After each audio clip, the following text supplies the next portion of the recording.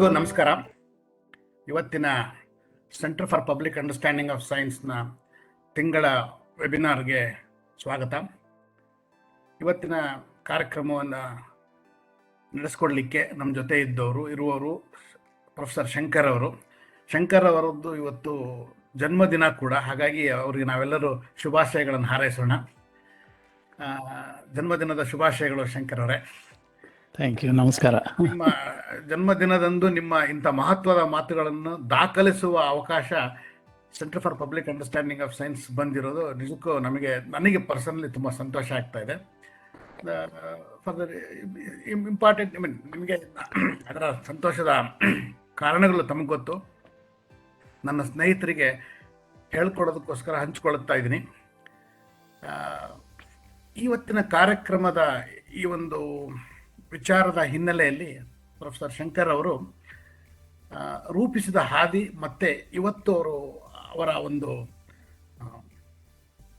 ವಿದ್ಯಮಾನ ಅಂತ ಕರೆಯೋದಾದ್ರೆ ಯಾವ ರೀತಿಯಾಗಿ ಅವರು ಈ ಒಂದು ಪ್ರಸ್ತುತತೆಗೆ ಬಂದರು ಅನ್ನೋ ಹೇಳೋದಕ್ಕೆ ನಂಗೆ ಭಾಳ ತುಂಬ ಸಂತೋಷ ಆಗುತ್ತೆ. ಅದನ್ನು ನಾವಿವತ್ತು ದಾಖಲು ಮಾಡ್ತಾ ಇರೋದಕ್ಕೂ ನಮಗೆ ಭಾಳ ಸಂತೋಷ ಆಗುತ್ತೆ. ಕಳೆದ 8-10 ವರ್ಷಗಳೇ ಆಯಿತು ನನಗೆ ಶಂಕರ್ ಅವರು. ಸುಮಾರು ಒಂದು 25 ವರ್ಷಗಳಿಗೂ ಹೆಚ್ಚು ಕಾಲ ಆಯಿತು ಪರಿಚಯ ಆಗಿ. ಅಂದಿನಿಂದ ಇಂದಿನವರೆಗೂ ಸುಮಾರು ಚರ್ಚೆಗಳನ್ನು ನಾವು ಮಾಡಿದ್ದೇವೆ. ಬಹಳ ಮುಖ್ಯವಾದ ಚರ್ಚೆಯನ್ನು ಕಳೆದ 8 ವರ್ಷಗಳಿಗಿಂತ ಹೆಚ್ಚು ಕಡಿಮೆ 8-10 ವರ್ಷಗಳಿಂದ ಸಂಗೀತದ ಆಸುಪಾಸಿನಲ್ಲಿ ನಾವು ಚರ್ಚೆಗಳನ್ನು ಮಾಡಿದ್ದೇವೆ. ಮುಖ್ಯವಾಗಿ ಸಂಗೀತವನ್ನು ಕೇಳುವ ಮೂಲಕ ನಾವು ಆನಂದಿಸ್ತೇವೆ. ಆದರೆ ನಾನು ಶಂಕರ್ ಅವ್ರ ಜೊತೆಗೆ ಚರ್ಚಿಸುವ ಮೂಲಕ ಆನಂದಿಸಿದ್ದೇನೆ. ಅಂದರೆ ಮಾತಿಗೆ ಸಂಗೀತವನ್ನು ಒಗ್ಗಿಸುವ ಬಗೆಯನ್ನು ಶಂಕರ್ ಅವರು ಮಾತ್ರ ಮಾಡಬಲ್ಲರು. ಅದು ನಾನು ಕಂಡುಕೊಂಡಿದ್ದು. ಮತ್ತು ಅವರು ಅದನ್ನೇ ಮಾಡಬೇಕು, ಅದರಿಂದ ಕೇಳುಗರ ಆನಂದವನ್ನು ಹೆಚ್ಚಿಸ್ಬೋದು ಅನ್ನುವ ನಂಬಿಕೆ ನನಗೆ ತುಂಬ ಇದೆ.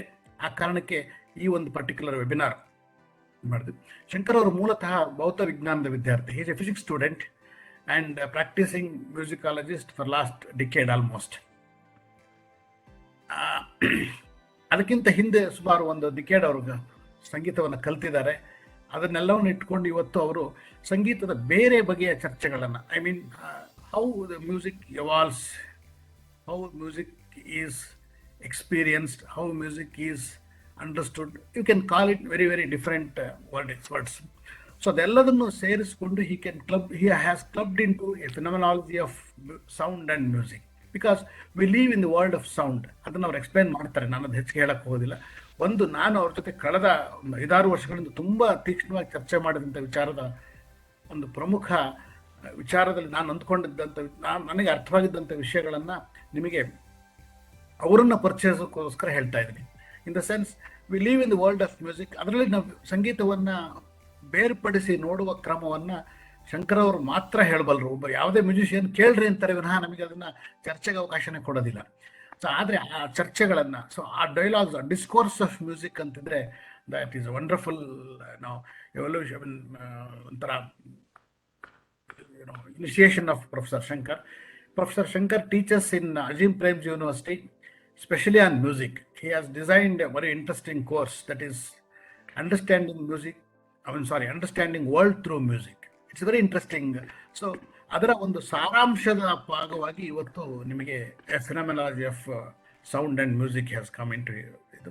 ಅದನ್ನು ರೆಕಾರ್ಡ್ ಮಾಡಿ ನಮ್ಮೆಲ್ಲ ಪಬ್ಲಿಕ್ ಅಂಡರ್ಸ್ಟ್ಯಾಂಡಿಂಗ್ ಆಫ್ ಸೈನ್ಸ್ನ ಓದುಗರಿಗೆ, ಕೇಳುಗರಿಗೆ ಆ ಮ್ಯೂಸಿಕ್ನ understanding of what ever in the sense ಅದನ್ನು ನಾವು ಮಾಡೋದಕ್ಕೆ ತುಂಬ ಸಂತೋಷ ಆಗುತ್ತೆ. ಹಾಗಾಗಿ ಶಂಕರ್ ಅವರನ್ನು ಅವರ ಜನ್ಮದಿನದ ಸಮೇತ, ಅಂದರೆ ಅವರ ಜನ್ಮದಿನದ ಶುಭ ಹಾರೈಕೆಗಳ ಜೊತೆಗೆ Centre for Public Understanding of Science ಈ ವೆಬಿನಾರಿಗೆ ಸ್ವಾಗತಿಸುತ್ತೆ.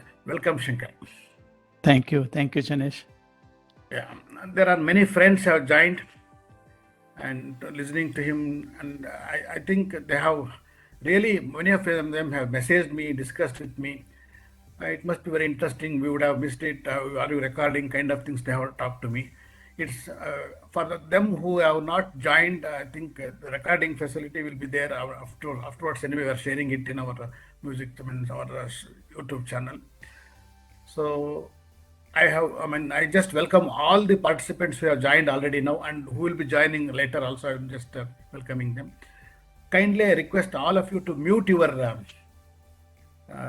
system for as a webinar protocol, and we will start the webinar. I'll request Professor Shankar to start his discourse. Thank you, Shankar. Thank Please, you. over to Shankar. Thank you Janesh. ಭಾಳ ಸುಂದರವಾದ ಮಾತುಗಳನ್ನು ಆಡಿದ್ದೀರ, ಮತ್ತು ಅದು ನಿಜನೂ ಕೂಡ. 10 ವರ್ಷದ ಹಿಂದೆ ನಾವು ನಮ್ಮ ಭೇಟಿ ಭಾಳ ವರ್ಷದಿಂದ ಕಳೆದು ಹೋದಂಥ ಭೇಟಿ ಅಂದರೆ ಸಂಪರ್ಕ ಮತ್ತೆ ಸ್ಥಾಪಿತವಾಯಿತು, ಮತ್ತು ಅಲ್ಲಿಂದ ನಾವು ಮಾಡಿದಂಥ ಚರ್ಚೆ ಭಾಳಷ್ಟು ಮೀನಿಂಗ್ಫುಲ್ ಆಗಿದೆ, ಅರ್ಥಪೂರ್ಣವಾಗಿದೆ ಅಂತ ನನಗನ್ಸಿದೆ.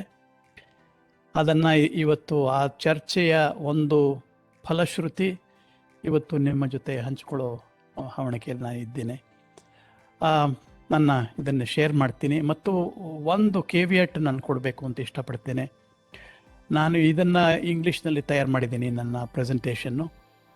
ಆದರೆ ಮತ್ತು ತಾಂತ್ರಿಕ ಶಬ್ದಗಳನ್ನು, ಪದಗಳನ್ನು ಇನ್ನೂ ನಾನು ಇದಕ್ಕೆ ಸರಿಯಾದ ಒಂದು ಅವಕಾಶ ನನಗೆ ಬಂದಿಲ್ಲ, ಅದನ್ನು ರೂಪಿಸ್ಬೇಕು ಅನ್ನೋ ಇದಿರಲಿ. ಅದಕ್ಕೋಸ್ಕರ ಅದನ್ನು ಇನ್ನು ಮುಂದೆ ಮಾಡೋ ಒಂದು ಯೋಚನೆ ಇದೆ ಇವತ್ತು. ಆದರೆ ಯಾವ ಪ್ರಶ್ನೆಗಳು ಬಂದಾಗ ಅದನ್ನು ನಾನು ಕನ್ನಡದಲ್ಲಿ ಉತ್ತರಿಸೋ ಪ್ರಯತ್ನ ಖಂಡಿತ ಮಾಡ್ತೀನಿ ಅಂತ ಹೇಳ್ತೀನಿ. Okay, so I will be speaking about this what I have titled as a phenomenology of sound and music. Initially, it might sound a little pretentious, the title phenomenology, because it is actually drawn from the field of philosophy. And you know that philosophy tends to sort of use very arcane, very difficult words, very often not really clear to even people who are using it.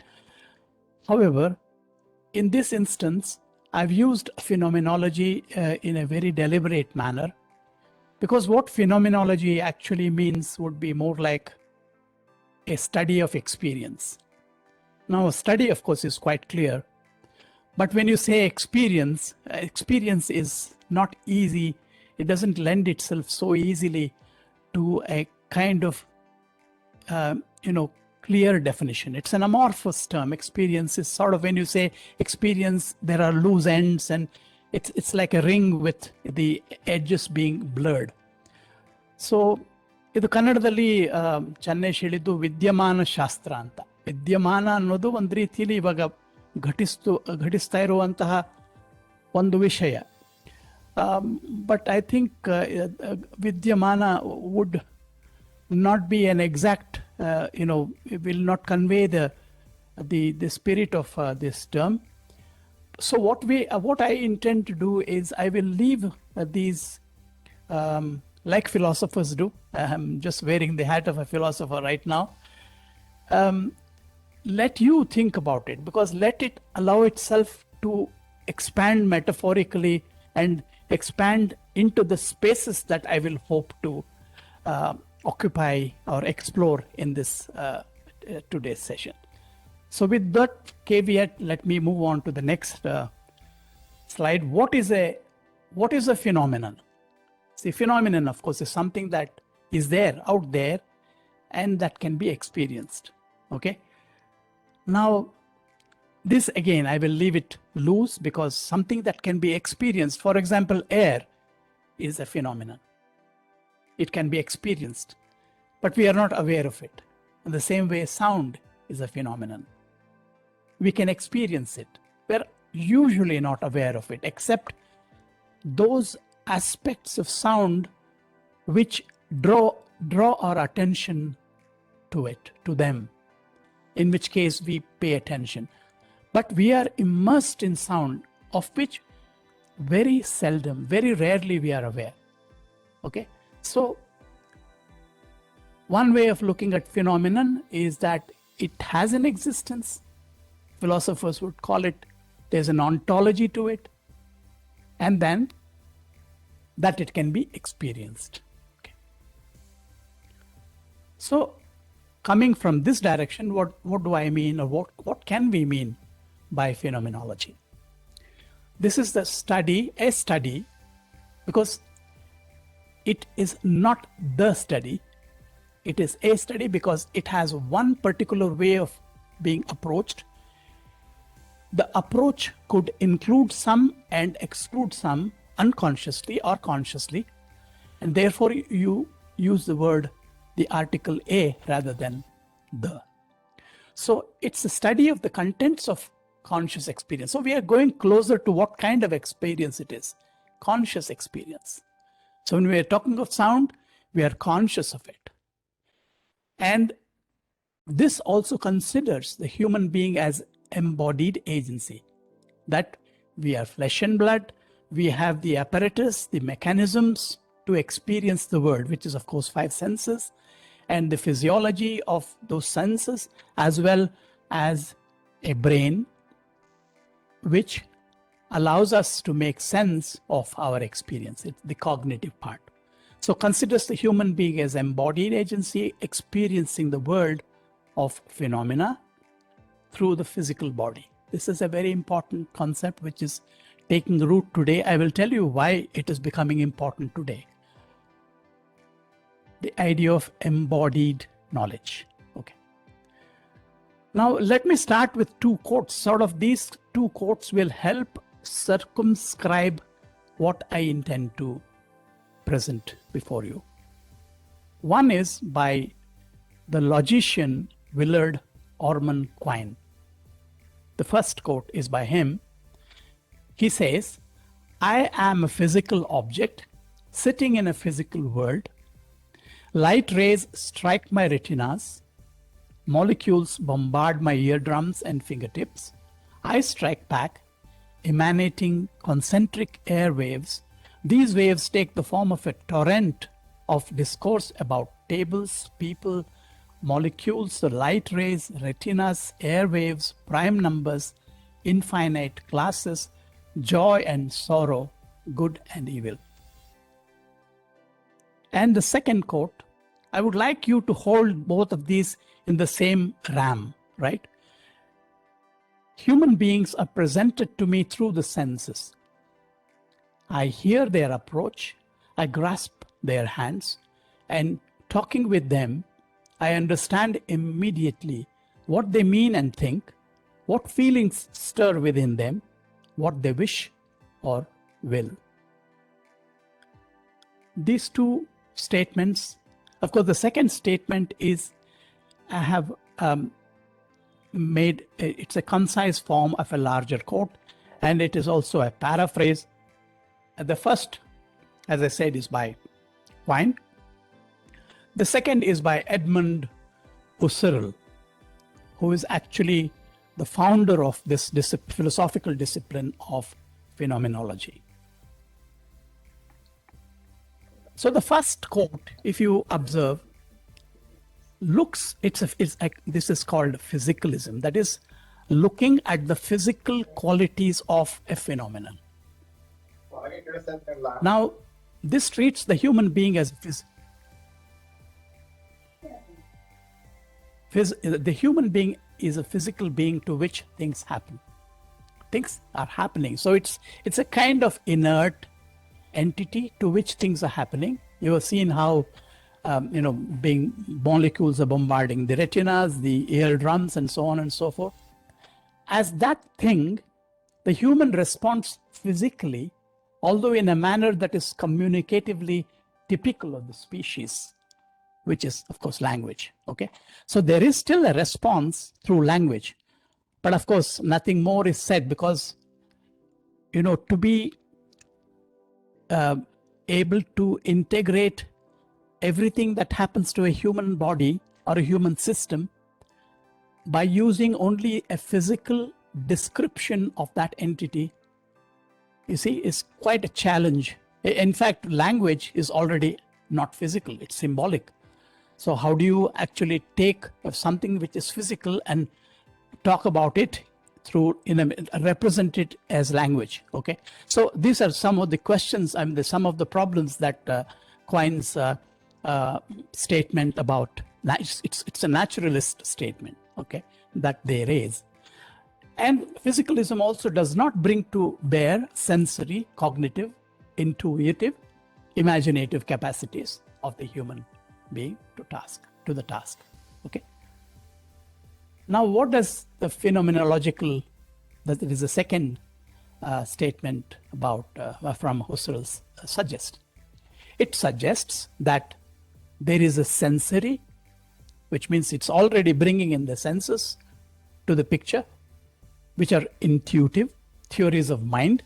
So you have a theory of mind, otherwise what you call as empathy and theory of mind are, without empathy and without a theory of mind, we have no idea of knowing what other people are thinking and doing. I mean, in which case it's impossible to have a language, right? A language is a shared symbolic convention that, that people use, people who understand one another. And this understanding comes from empathy as well as a theory of mind. So embodied experience brought to bear in responding to phenomena. So this is the crux, the core of phenomenology. Okay. Now, let me quickly talk about why we are looking at phenomenology. I do not want to anticipate what's going to come, but we have seen that the physicalist definition of the human system, as Quine looks at it, already does not have anything sensory. I mean, it's not making explicit the sensory organs or the sensory modalities through which humans understand the world, right? So what we are looking at is here, there has been right from early history, except perhaps I have not yet taken a proper look at it, the Indian system, for example. I will probably refer to it, but I do not have any, I have not explored it in any manner that is as consistent as I have done with the Western Greek system. Now, so in the Greek system, vision is one of the senses, of course, the five senses. Vision is privileged. So although the human capacity for hearing is extremely sharp, the earliest philosophers privileged vision over listening. For example, Aristotle says, above all, we value sight because sight is the principal source of knowledge. What are the other examples in the privileging of vision? For example, in the way things have been, when you solve a problem, you say one needs insight. So that's a visual term, sight. Reason is the inner light, and reason is something quite different. It's already going a level up because it is what has been brought to us through the senses, and then reason works on the data that have been brought in by those senses and comes to some conclusions which are proposed as knowledge claims, right? So reason is the inner light. Then the third is that use of the word mind's eye. So this, and Aristotle's statement that it is visual, it is through sight that we gain knowledge that is valid knowledge. Now, of course, there have been examples in the Greek system as well. I mean, in the Greek society, where there was a call to democratize all the five senses. So Empedocles called for a democratization of the senses to set right the priority being given to sight as source of knowledge. But not only did this not happen, in fact, the senses were left behind in the race for legitimacy as sources of knowledge. As we will see soon, even the senses were left behind and reason rose to prominence. Reason, the intellect, rationality. So Plato and Democritus, see, Plato was an idealist, okay? And Democritus was, you might call him a material realist. These are polar opposites, but yet both of them rooted for reason or intellect as the primary source of valid knowledge of reality. Of course, we all know about Descartes, who expressed his bias for reason in the famous dictum, cogito ergo sum, I think, therefore I am. And rationality is removed from sensory, which is empirical, experiential modalities rose to the top of the bill. Scientific enterprise also privileged thinking over the empirical or sensory. In fact, for many years, for many centuries, scientific enterprise was privileging thinking, thought, see, without proper, being supplied by the sensory, that is the empirical knowledge. Of course, the philosophy has seen a lot of debates on this. I do not wish to go into them. You have Hume, who talks about empiricism. You have other people talking about, for example, Locke, about a kind of idealism. So I do not wish to go into that domain right now. Now, the birth of metaphysics. How did metaphysics get born? Now, when I say metaphysics, obviously meta is something beyond or after or above. Meta also means many of these. It's a preposition to physics. So something after physics. Physics is the material world. And material world, as we have seen, linked to the senses. So metaphysics obviously doesn't have anything to do with the senses. And that seems quite true. It is in this relentless movement towards the rational, that is reason, that metaphysics found its driving engine. Whereas the senses concerned themselves with the visible, metaphysics concerned itself with what was not accessible to vision and other senses. So vision, although it started out as one of the important ways in which we could understand the world. So the epistemology of the world was sort of driven by vision, but now even vision and including other senses were sort of put into one group and relegated. So it was a physics of the beyond. You can call metaphysics the physics of the beyond, meta, the sensory, that is the physics, right? Physis, I don't know how you pronounce it. Invisible forces, for example. Metaphysics, what was metaphysics dealing with? Invisible forces, gods, the self, because none of these was visible. They were only given to the intellect. So one could do much, it became open. So anyone could indulge in metaphysics. Of course, it's not as simple as that, but still it opened up the field for different kinds of speculation, psyche, and so on. So phenomenology of sound, coming to the subject of sound itself, which is the subject proper of today's discussion. Sounds in the phenomenological view, or sound are objects whose nature and properties are determined by how they appear to a person's hearing. So you can see that once again, the sensory modalities are being privileged. They're being brought back. A very conscious effort at bringing back the senses to bear upon claims of knowledge. So they are produced by physical disturbances, but are not identical to them. Of course, this is going to be discussed further. So you have physical disturbances by striking or by moving through air. They cause some disturbances which produce the sound, but they are not identical to those disturbances. Sound is an entity on its own. Sounds can be detached from their causes in thought and experience, which is quite true. I mean, when we think of sound, we don't think of what is the object that has produced it. They seem to have apparently an existence entirely of their own. So this is something that the phenomenologists seek to emphasize. Now, the physicalist approach we have seen is that in that approach, you have sound which is inextricably linked to the physical source. You cannot separate it from the source. So an object possesses a sound when it vibrates at a particular frequency and amplitude, which is very true. You strike an object, obviously, you may not be able to see its vibration, but it is vibrating and therefore producing that sound.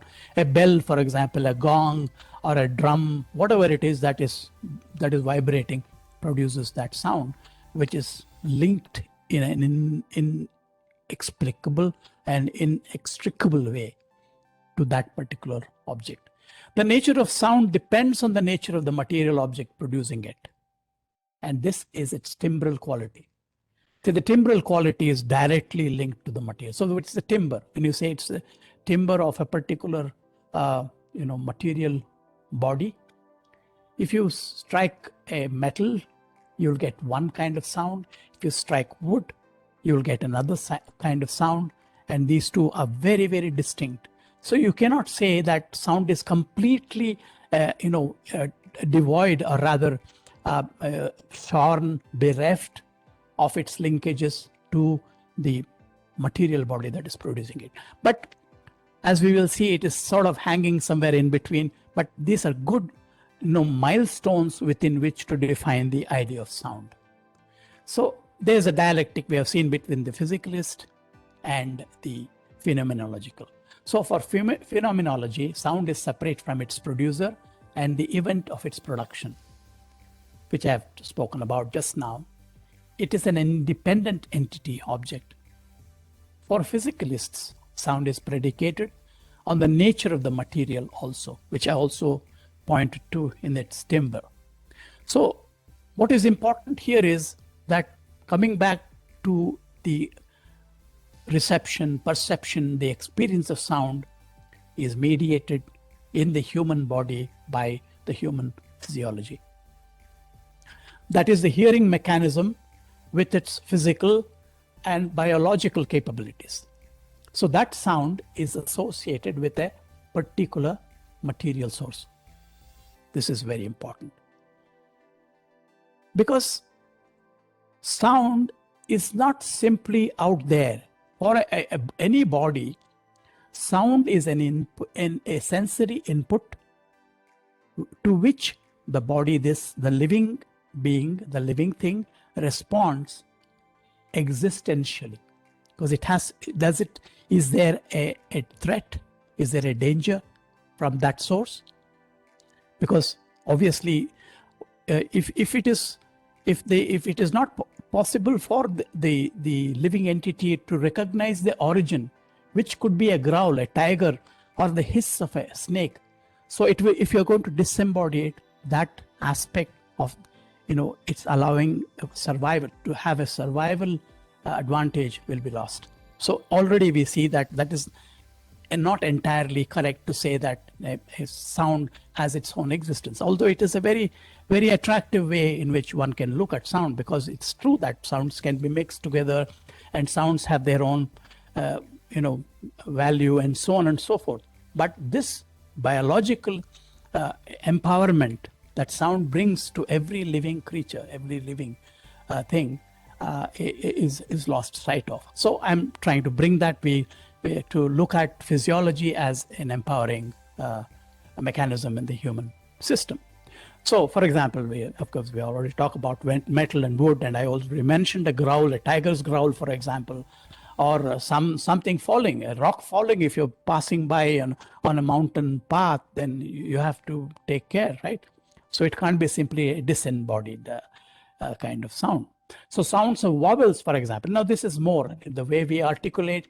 The vowels that we produce, they differ because of the configurations of the articulatory mechanism in the vocal tract. For example, we have the tongue, we have the jaw, we have we can open it, we have increase the space of the pharyngeal space here.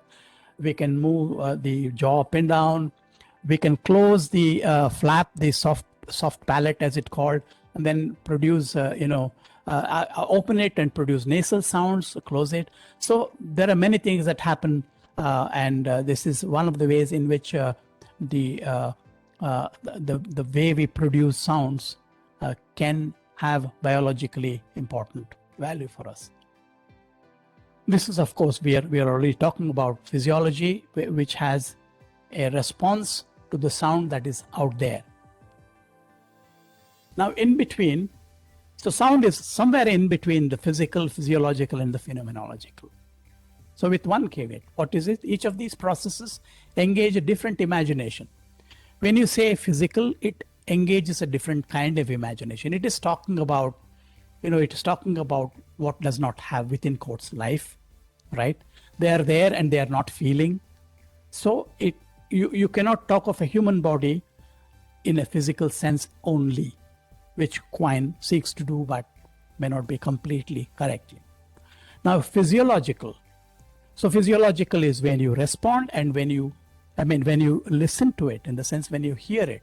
So the mechanism allows us to judge the source of the sound as well as the nature of that sound, and give us a picture of what that world, that particular soundscape, what is happening there.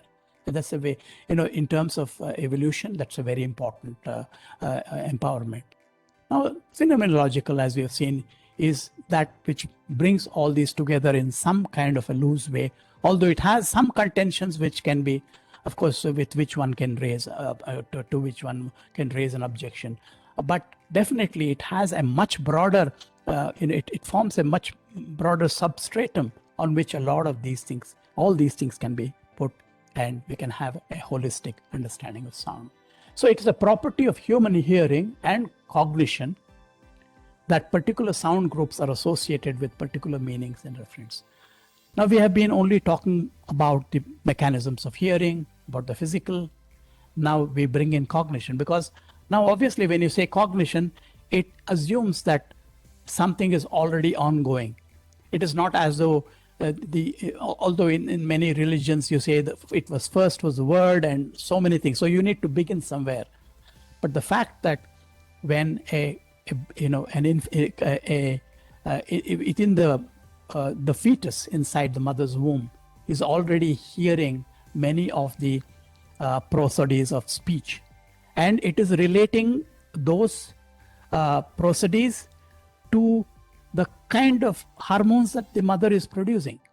Because those hormones, if the mother is angry, the child knows that when she is saying something and the hormone, she's able, the infant is able, the fetus is able to actually match those. So that is how when a baby is born, an infant is born, it comes with the equipment of hearing, in the sense it is able to distinguish between the mother tongue and other tongues.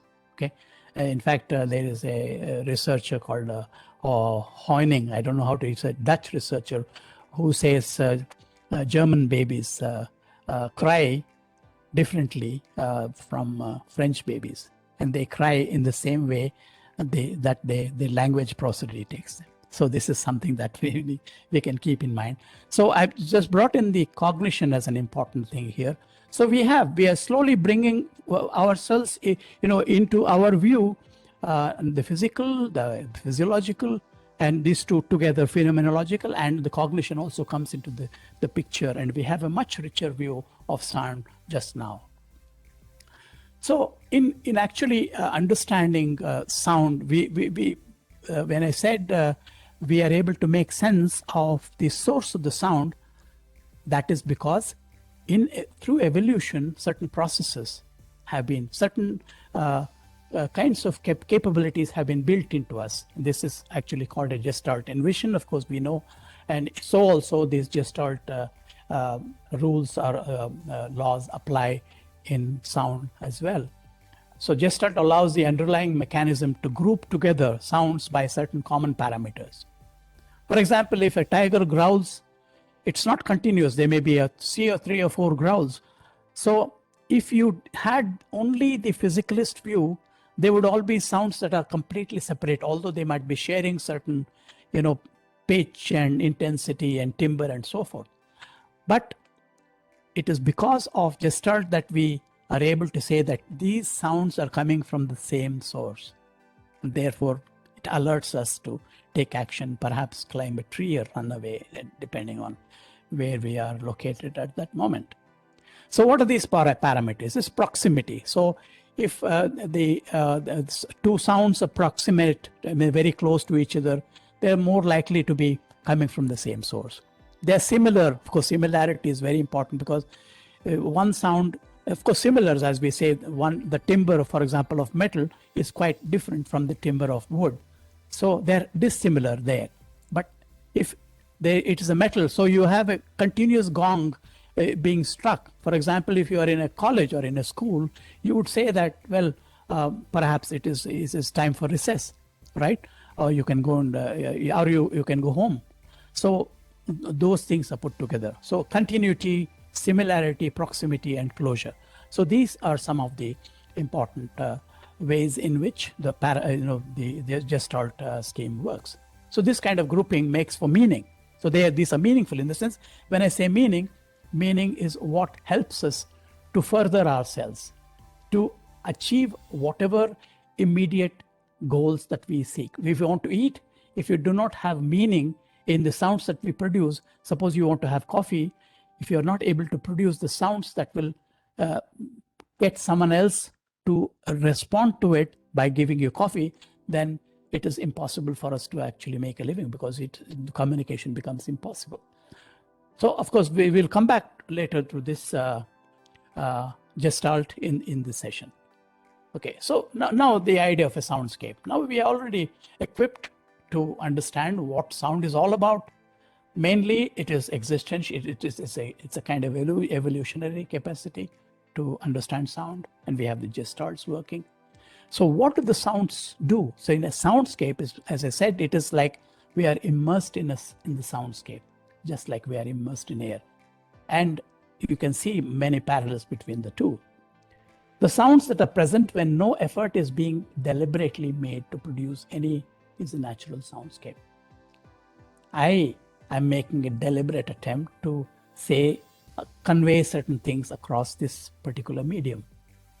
If I were to just sit and pay attention to what is happening around me without saying, keeping still and not making any noise, any sound, that would be a soundscape, a natural one at that. One may extract a soundscape by paying close attention to sounds. I say a soundscape. It is not the soundscape. Because what catches my attention is the kind of salience that I have. It is my upbringing. For example, I may be paying attention to certain sounds, whereas another person might be paying attention to other kinds of sounds. It is our own, evolution as individuals, development as individuals. Of course, evolution would be the wrong term here. As development, from the time we are born, we have so many experiences, and we respond to certain sounds in particular ways, So there could be traumas, there could be various other things. So our soundscape is individualistic in that sense. It is not entirely physical within quote. The physicalist thing may not even exist, because then if you're going to, let us say you want to know what the soundscape is saying. So you set up various microphones, you'll get perhaps just a kind of white noise din. Whereas the ear is capable of finding out what's happening there. And that, what I call, is a salience. This is a prominent thing that is prominent to me. It has a connotation for me. So it's possible to extract many soundscapes from the same context, depending on one's orientation and emotional state.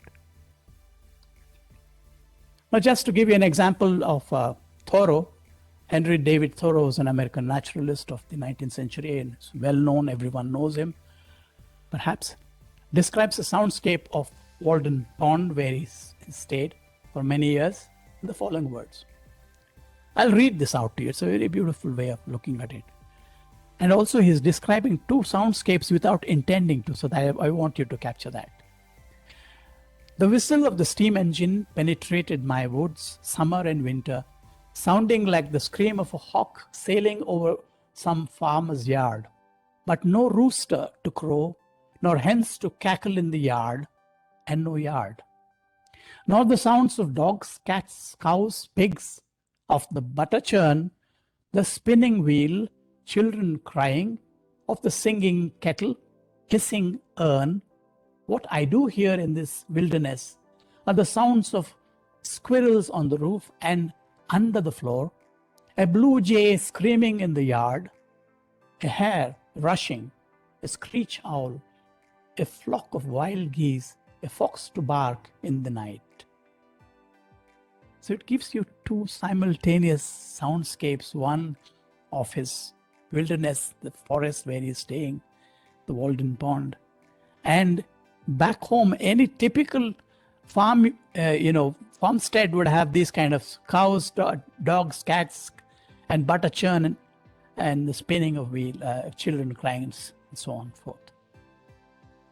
So I invite you to do an experiment. In fact, the other caveat I should have asked, I should have provided right in the beginning is, much of this work was done interactively. So you had people actually responding, and there was, of course, it's much more interesting when you do things, interactively. But unfortunately, this particular kind of medium does not allow us, especially when there's a large number. We have no idea of, we have no ability to actually, we find it difficult to say, it's not, that would be wrong to say that. It's difficult to have, maybe select a few and then ask them to do this experiment. But anyway, I'm just, maybe for a few moments, let us try and do this. So I invite you to try and listen to the sounds in your ambience, make a list of them, and that list, you should be able to isolate how many sounds are of the natural world and how many sounds are created by human agents. So maybe just 1 minute, I would like all of us to be silent, and then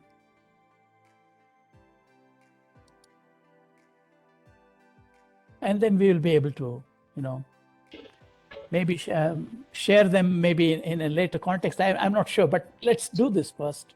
Okay.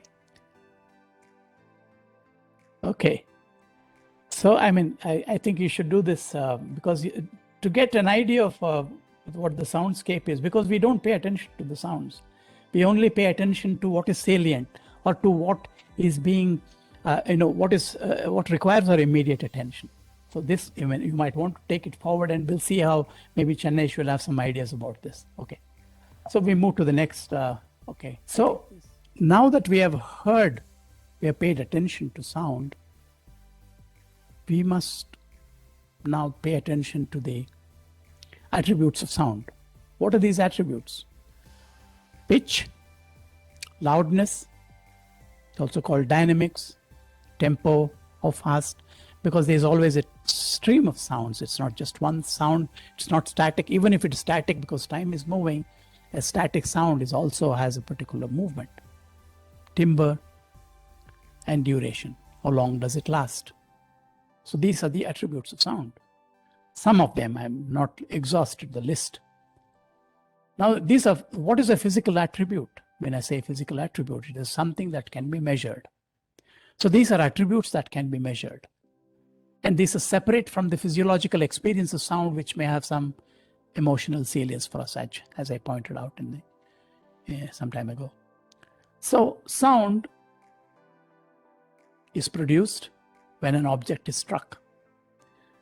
The striking causes the surface to deform just a very minute bit. The material seeks to restore its shape, and in the process pushes the air around it. Then follows a series of movements of the surface, so that deforms, restores, and so on. The series of movements impresses on the air around, which propagates the slight pressure changes. Right? This movement of the surface up and down will change the pressure, and that pressure changes are being propagated in the air. When the air carrying these alternating changes of pressure arrive at the eardrum, a similar event takes place there, and the inner ear, together with the auditory cortex, interprets them. The resulting experience is sound. This is, where we have brought in the physical, the physiological, and the cognitive, all in one kind of basket. So the brain, the detected signal is interpreted by the auditory processor in the brain. A label is quickly provided to accord with the stimulus. This is done with reference to past experiences and memory. In addition to the interpretation of the sound cue, the brain also decides if it is pleasant or unpleasant, or threatening or safe, or does it offer an opportunity, right? So all these are purely existential in nature. So I'll just play some soundscapes, sample soundscapes, so you can just see what these soundscapes are all about.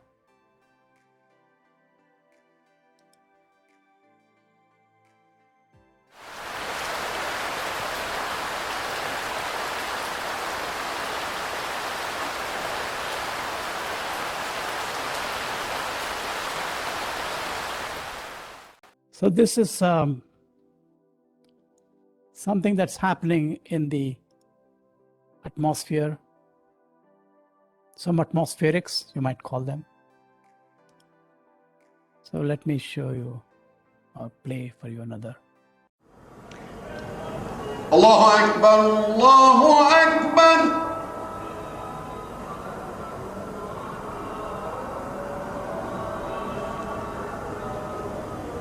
Allahu Akbar, Allahu Akbar.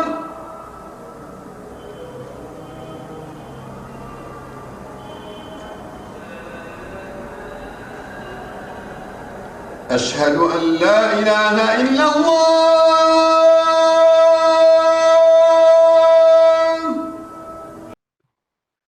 I'm not sure how many people would have paid close attention to the beauty of the azan.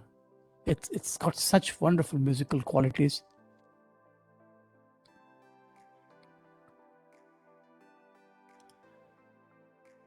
Here's another sample here.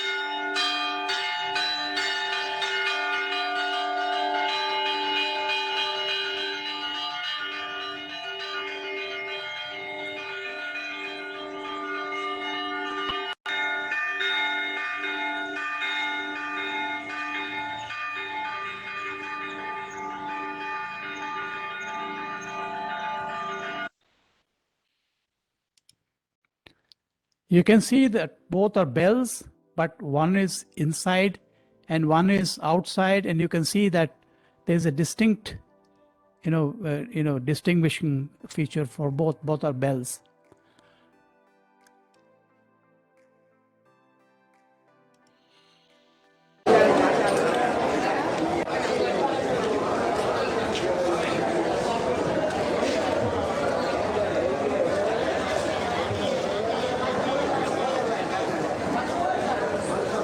Hello?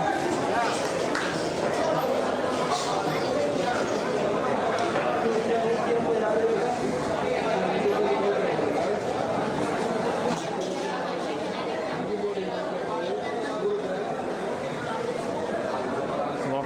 Tomatoes, how much?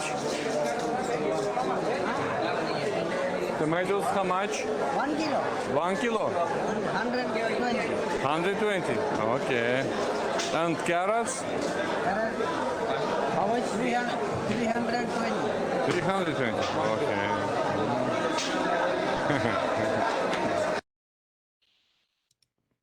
Okay, these are just to give you an idea of the kind of soundscapes that one can expect, as well as the way in which we are able to make sense out of those sounds. In the middle of that kind of a white noise, still some, sharp components come back to us, and we make sense out of them.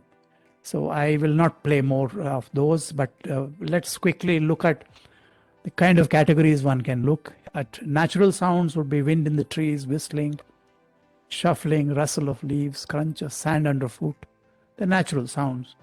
And animals, fauna, bark, growl, laughter, hyenas laughter, for example, whine, twitter. Atmospherics, we also saw one, we listened to one sample there, thunder, falling rain, wailing winds. And geological sounds, rumbling earth, landslip, falling rock.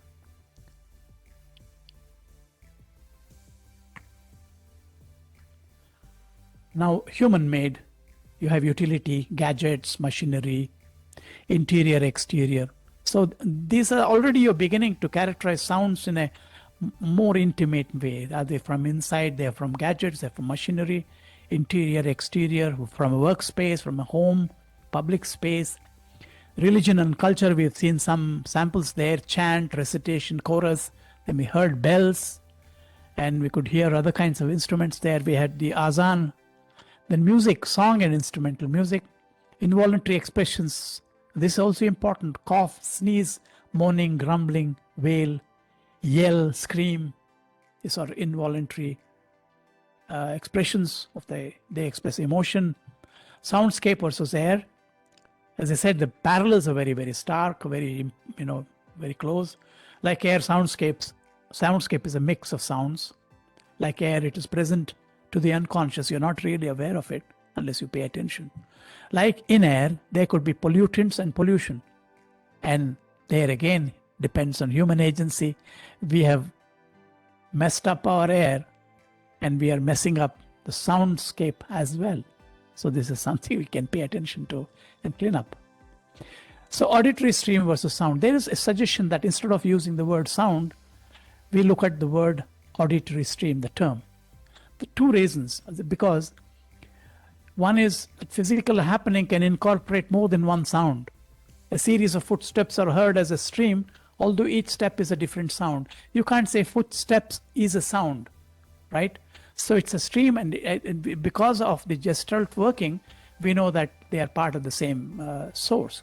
But that confusion can be overcome if you say auditory stream instead of sound. So also the term sound refers at once to a physical source, cause of sound, and our physiological mental experience of it. So sound is something close to us in a physiological way, whereas sound, of course, sound is again an amorphous term. It's not as clear as an auditory stream.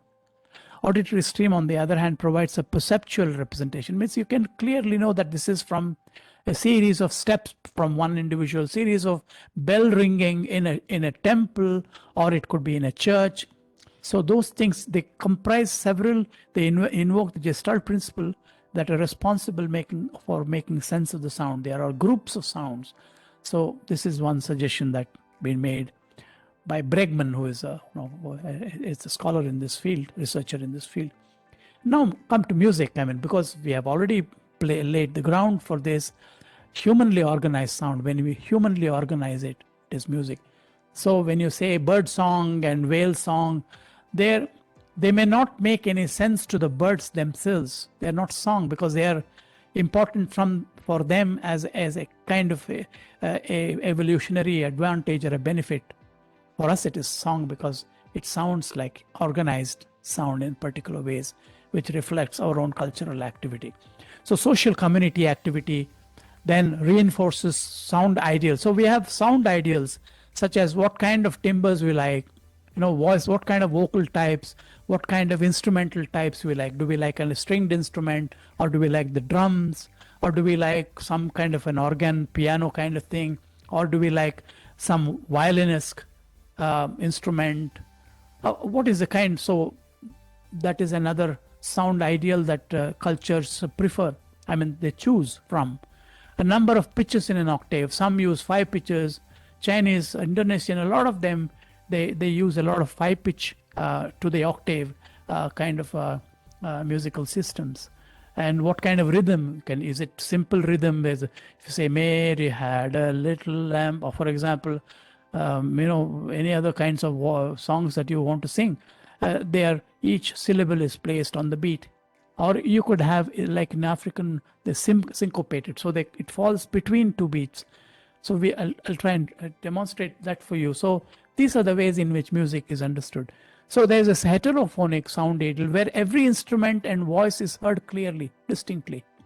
Whereas in the harmonic sound ideal, all the instruments and voices try to blend and provide a harmonic texture of sound. So which means, like all Western music, most of them, you will have three singing in different parts, like one higher pitch, one the middle pitch, one a lower pitch, and then there's a bass guitar, there's a middle guitar, and the actual lead guitar, and then you have other, maybe piano, all these playing chords, and they sound like they are all blending together. So these are 2 different kinds of ideals. So when you want to explore another culture's music, one needs to be aware of these kind of differences. And so also is a distinction between melody and harmony. Harmony, of course, it's a very Western European kind of concept, and even the folk songs, they tend to harmonize, which is harmonize is what I just now said, that in different pitches songs are sung, and there are different melodies because each one is singing a melody, but in such a way that when you listen to them, all the 3 or 4 notes which are being played harmonize. They produce that kind of blending, a nice kind of consonant feeling. See, so that is what you understand by harmony. And melody, of course, is a sequence of pitches, and there the relationship is between the individual pitches. So if a pitch persists for some time, then it can have resonance with another pitch that is being sung later. So slow singing, for example, alaps can have resonances, but very quick singing may not bring you that kind of a very quick decaying instruments may not be able to give you that kind of feeling when you play a melody. So, for example, that kind of not jaltarang, there's a kind of banjo that used to be played, which lasts very short period. So when you listen to it, it's very hollow. There's nothing to it. Whereas if there's a singing melody, because each note persists for a while and blends beautifully and with capabilities for resonance with the next pitch that is coming, then you have a different feel to it. Okay. Now features, small pitch distances, what do they say? There have been some psychologists who have done, who have studied say 3,000, 4,000 pieces of Western music. This is from Western music. So what did they find in those? Or what are the common features they found?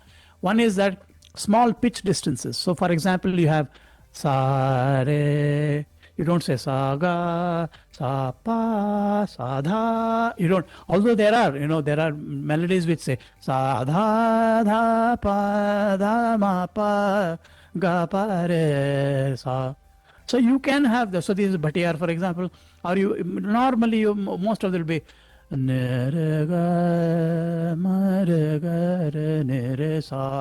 Yaman. So you have very small pitch distances. This is one of the features that they found. Melodies in narrow pitch ranges, it's not like going from one octave to the third octave, things like that. They don't use those kind of pitch ranges. Small jumps in pitch, good for human voice. So this is good for singing. As you have seen, there's a certain comfort with which even without my getting ready or deliberate singing act, I am able to produce it without too much of an effort. So small steps in pitch are better. They hold the melody together. As I said, because those small steps, they are more likely to give you a feeling of a continuity rather than if they are too far apart, like sadha, that kind of, unless you pause and bring the other notes together, that continuity might be lost and then it might sound very, very odd. So culture and music. So therefore culture, how does culture influence music? So obviously the preferences are cultural. So once you have, say, one kind of instrument, that instrument is used in the entire culture. So typically those instruments or similar instruments will pervade because will become very, very prominent in that culture. So you have some kinds of, so in Indian culture you have, so for example, you have veena, we have sitar, you have the rubab, you have various other similar instruments in North Indian music, in the Hindustani music, and in South Indian Carnatic music. Carnatic music, of course, the voice is the prominent thing, whereas in the North you still have sitar and other instruments, the sarod, for example. Okay, so there's a culture. Culture is what? Culture is the propagation of a particular, musical repertoire, as well as the way in which music is done, performed. And so it's an idea of music, for example, ideas of music will have much to say in the way culture acts on music and propagates music. And the division of an octave into, say, 7 notes and 5 notes, heptatonic and pentatonic, this is also a cultural thing. Then simple rhythm with contrasted by syncopated rhythm. I just spoke about that. I cannot give you an idea of syncopated rhythm, but I'll probably play something for you so you can get an idea. Now, what are the types? Classical, of course, We have classical, we have folk and traditional, we have popular and modern. I don't have the time to go into these, but I think we all understand what it means. But if there are questions, maybe I'll take, and then maybe we can go a little deeper into that. Musical systems, generally there are many more than this, but the large ones which are quite, we all sort of are ubiquitous, or Western and European, Indian, Arabic, Persian, Chinese, African, and Afro. Afro music, when I say Afro music, influenced by African music and the African rhythms, especially African rhythms. And that's so. Let me play some, so to give us an idea of these. So the first is 2 samples from Western. This is about the different pitches of Western music.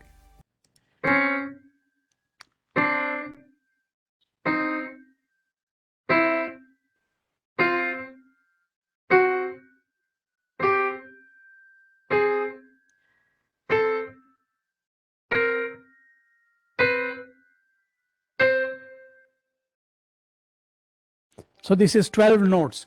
Sa re re ga ga ma ma pa da da ne ne sa.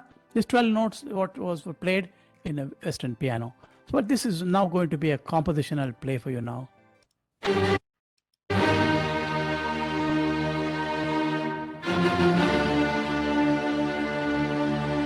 Just pay attention to the number of instruments which all seek to blend together. They don't stand apart one another.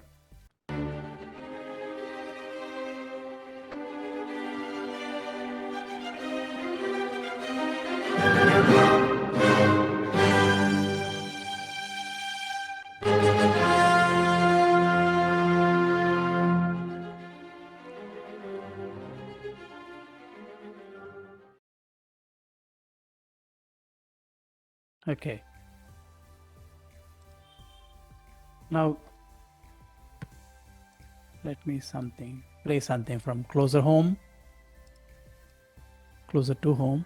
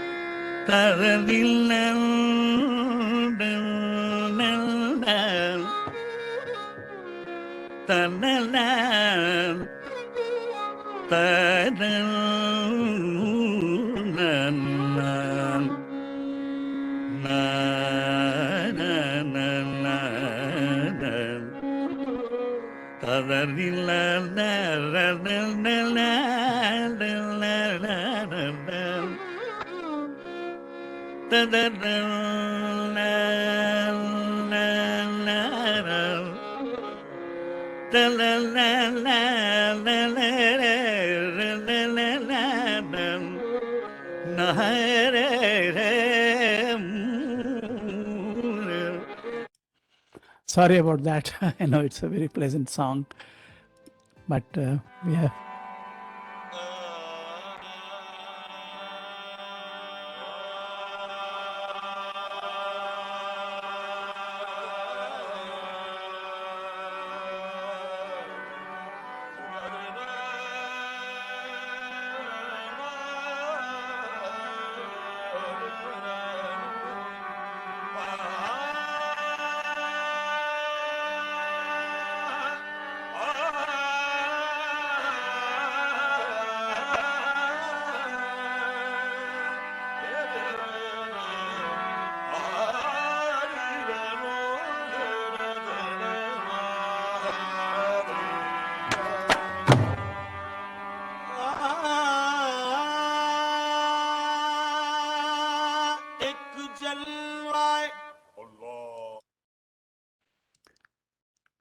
Okay, so it's not pure classical, but it's a Sufi.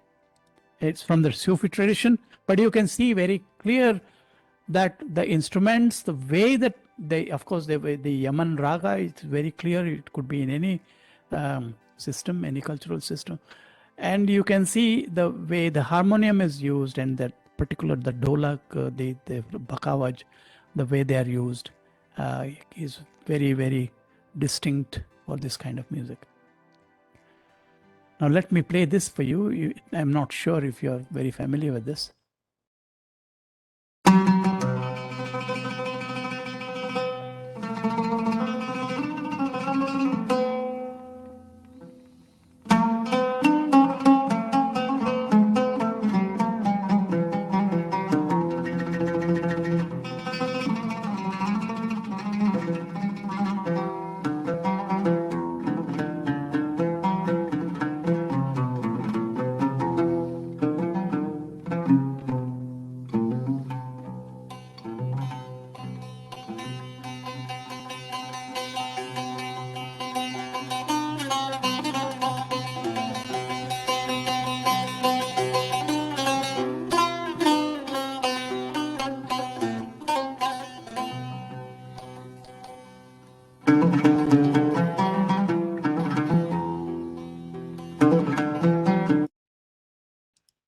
Arabic music called maqam music, which is that the distance between two pitches is often much closer than it is in other systems. It is a microtone. We also have in the Hindustani system, we have some microtones, but not many. And these microtones are definitely the influence of Arabic and Persian music that came in much later in the 10th, 11th century. And Amir Khosrow is known for his compositions in Khadi Boli, Hindavi language. So this is where you have a kind of system where the notes are very close. For example, in our tradition, we have, for example, sa re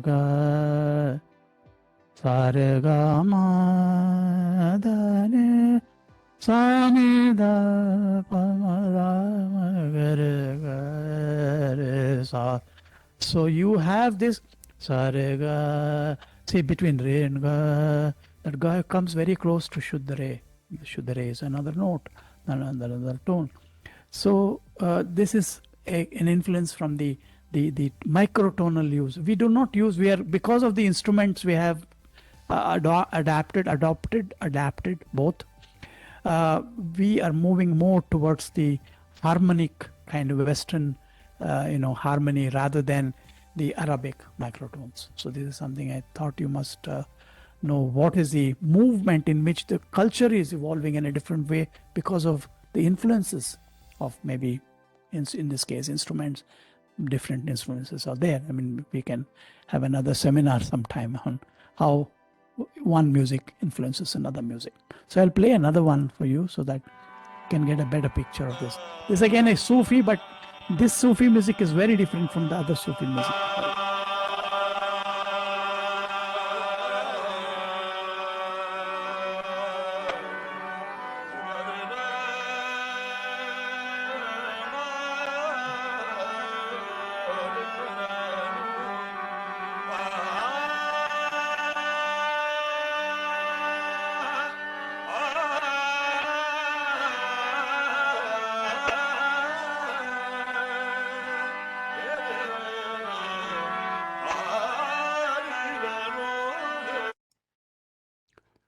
I think it's the same. Sorry about this.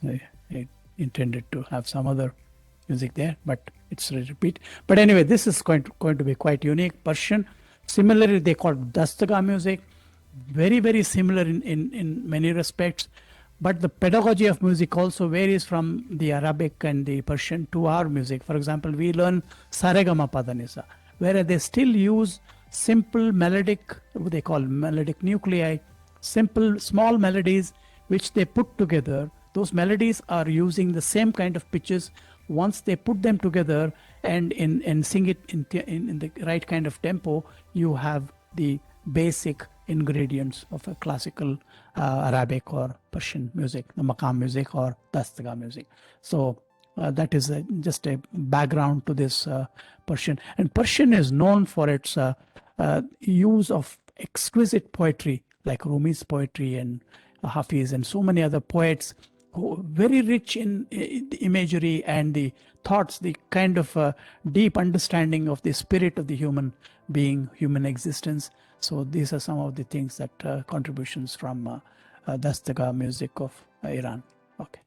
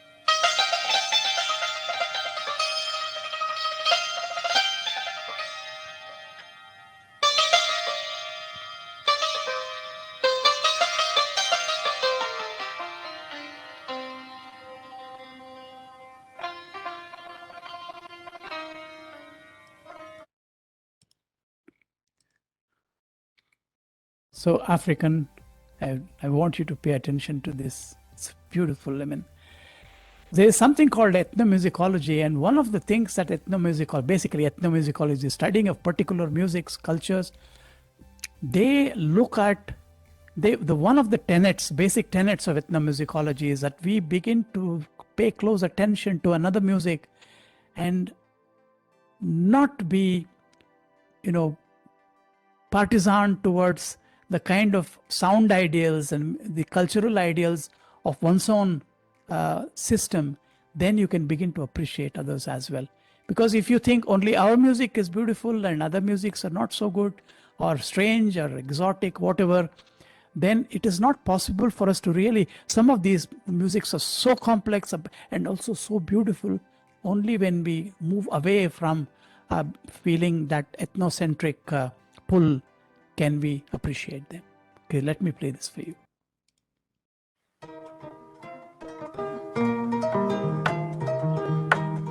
Ndeke kuda suso ani seni je bata ani mariya du ya din de lebere ko to la jambi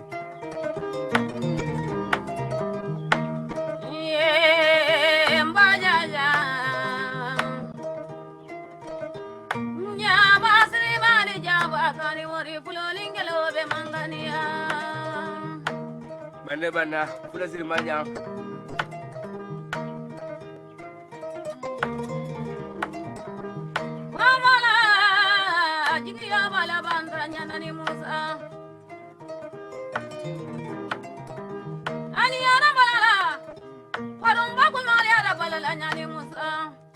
bana ma faru sudah bari mana nyanyu di arala ani ara balala sudah bali ko mari ara balala nyana ni musa balam fa musa me ta jamendo balam. There's a narrative from Mali called Mande Lambango. It's a kind of narrative music. Basically, it's an epic kind of thing, songs in praise of a hero or the king or whatever. I mean, this is it's an interesting.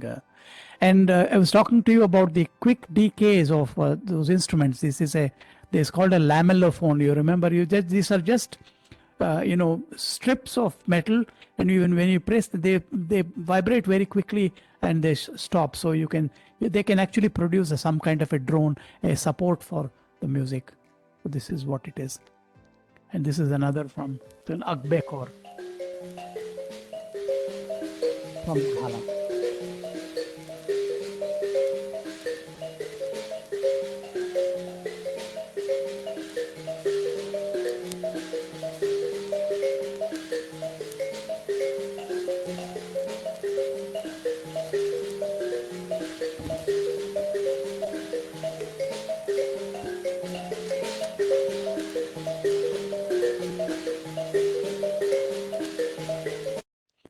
This is again a similar, you can see that lamellophone, which is like our banjos of the old times. So this is the native African. And now you can see what is important is the contribution of layered rhythms in the African I do not have the time to go into that, but you can see that you have one with one rhythm. Basically, the rhythm is what? 1, 2 or 1, 2, 3. So you have 1, 2, 1, 2, 1, 2. Then is another system 1, 2, 3, 1, 2, 3. So these are two basic pulses over which, so there will be one instrument which is 1, 2, 1, 2. The another will say 1, 2, 3, 1, 2, 3, 1, 2, 3, 1, 2, 1, 2, 3, 1, 2. So then, and the third and fourth. So it's a very beautiful way in which they can actually weave together different rhythmic structures, and that is the beauty of African musical culture. Okay, we have Afro. That is, when I say Afro, it is influenced by African music, which in Caribbean, in the Caribbean South, the Latin American, and in jazz and some other similar styles or genres of music across United States or across the American continents.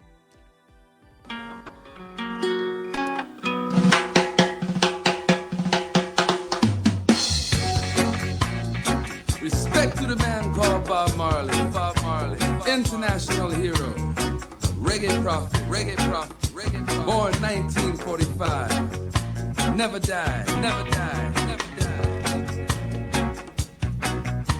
Gonna tell you about Bob Marley.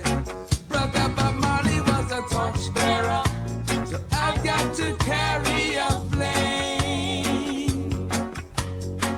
I'm gonna hold my candle high, praising God's name. Yes, he was a torchbearer, and he lit the spark to the flame, lighting the way for all to see, so we can do the same. I and I can do the same. So this is, of course, about Bob Marley. And you can see the syncopation. The beat is falling in between the pitches. So you can very clearly see how the influence of African music is felt. Well, on to Mississippi, with speed we go.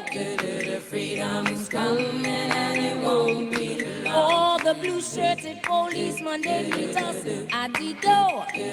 Freedom is coming and it won't be long. Hey, but I ain't scared of no policeman, no. They don't scare no. It's a coming and it won't be long. They can wear blue shirts or black shirts or pretty color shirts. So can you see the syncopation? And of course, these are all. I mean, there's an entire genre of protest music because blacks, like many people in our country, have suffered repression for centuries, and these are all voices of protest. And so there's something we need to pay attention. It's not music, just music. It is their soul speaking there. Let me play another one, and then I think we should be coming to the.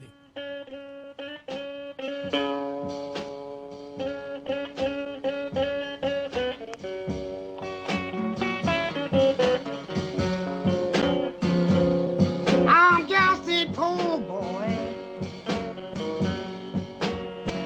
People, I can't even write my name. I'm just a poor boy. People, I can't even write my name. Every letter in the alphabet, to me they look the same. Mother died when I was a baby. Father I never seen. Mother died when I was a baby. Father I never seen.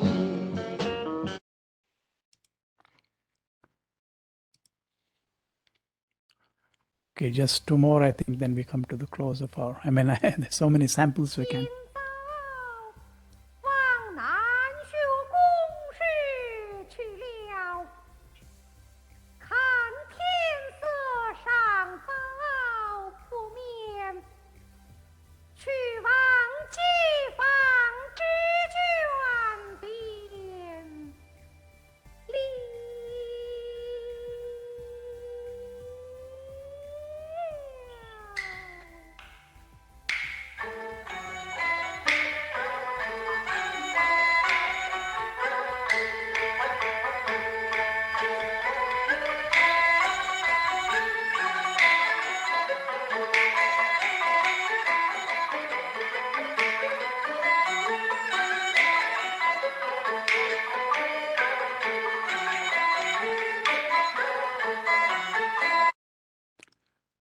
So you can see that every voice, every instrument is clearly heard. This is what I called as the heterophonic sound ideal is evident in this piece. Of course, the Chinese tonality being, the use of the tone in the language, and trying to use that tone in the tonality of the music. So there is a kind of it has an interesting effect there. Now this is Indonesian. I would less.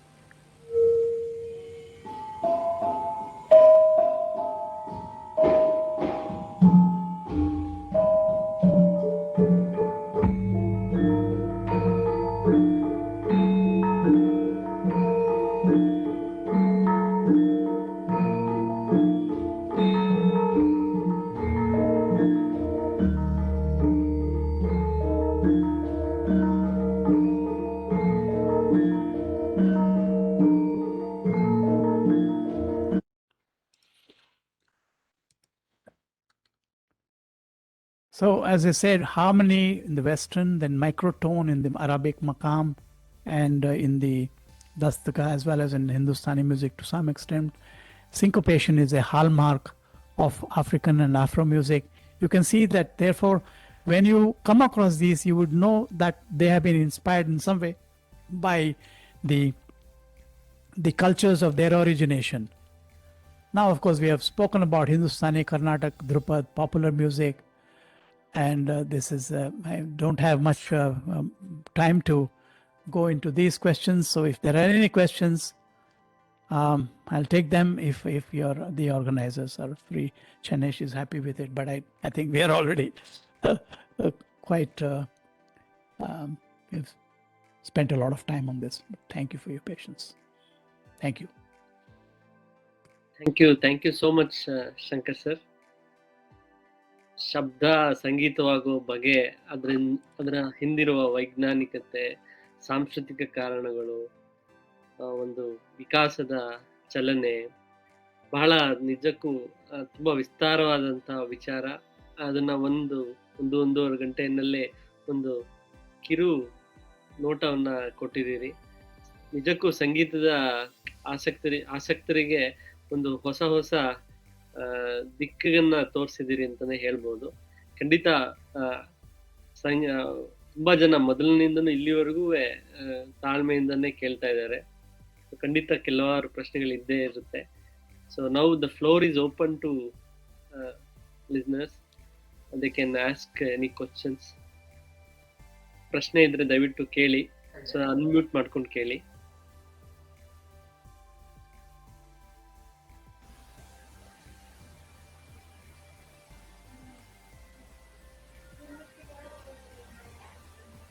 ಹೇಳಿ sir, Kandagal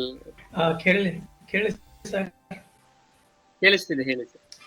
Sir, at the outset, I congratulate and thank Shankar sir for giving the sound from its grassroots and ending it the pleasant sound which we call as music, nada, shabda ಮತ್ತು ನಾದ. ಬಹಳ ಒಳ್ಳೆ ವಿಸ್ತಾರವಾಗಿನೇ ಹೇಳಿದ್ರು ನೀವು ಹೇಳಿದ ಹಾಗೆ. ನನಗೆ ಎರಡು ಕ್ವಶನ್ಸ್ ಇದಾವೆ ಸರ್, ಕೇಳ್ಬೋದಾ? ಪ್ಲೀಸ್. ಒಂದು ಇದು sir, horizontal organisation of pitches and vertical organisation of pitches ಅಂತ ಹೇಳಿದ್ರಲ್ಲ ಸರ್, ಅದನ್ನ ಇನ್ನೊಂದು ಸ್ವಲ್ಪ ನನಗೆ ಎಕ್ಸ್ಪ್ಲನೇಷನ್ ಬೇಕಾಗಿತ್ತು ಸರ್. ಹೇಳ್ತೀನಿ. ಇವಾಗ ಹಾರಿಜಾಂಟಲ್ ಆರ್ಗನೈಸೇಷನ್ ಆಫ್ ಪಿಚ್ ಅಂದ್ರೆ ಮೆಲಡಿ ಅಂತ ಹೇಳ್ತಾರಲ್ಲ ಸರ್. ಒಂದು ಸಂಗೀತದ ಮುಖ್ಯ ಏನಂದ್ರೆ, ಇವಾಗ ಯಾವುದೇ ಒಂದು ಹಾಡು ಹೇಳಿದ್ರೆ ಅದರಲ್ಲಿ ಒಂದು ಅವಧಿಯಲ್ಲಿ ಒಂದಷ್ಟು ನಂಬರ್ ಆಫ್ ಪಿಚಸ್ ಬರುತ್ತೆ, and then there is a closure for that. For example, ನಾನು ಒಂದು ದರಸನ ದೇವ ಶಂಕರ ಮಹಾದೇವ ದರಸನ.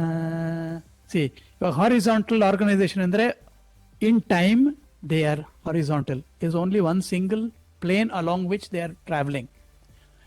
So you will have, when there's single melody or when everyone is singing in the same way, the monophonic ante idಕ್ಕೆ ಹೇಳ್ತೀವಿ. It could be homophonic, andre there are several things which are going in this parallel same. So therefore, if it is sung at an octave, it is equivalent to the same kind of. So even in mathematics, you have that same that principle of vectors two pointing in the same direction, which are 180 degrees, at 180 degrees apart.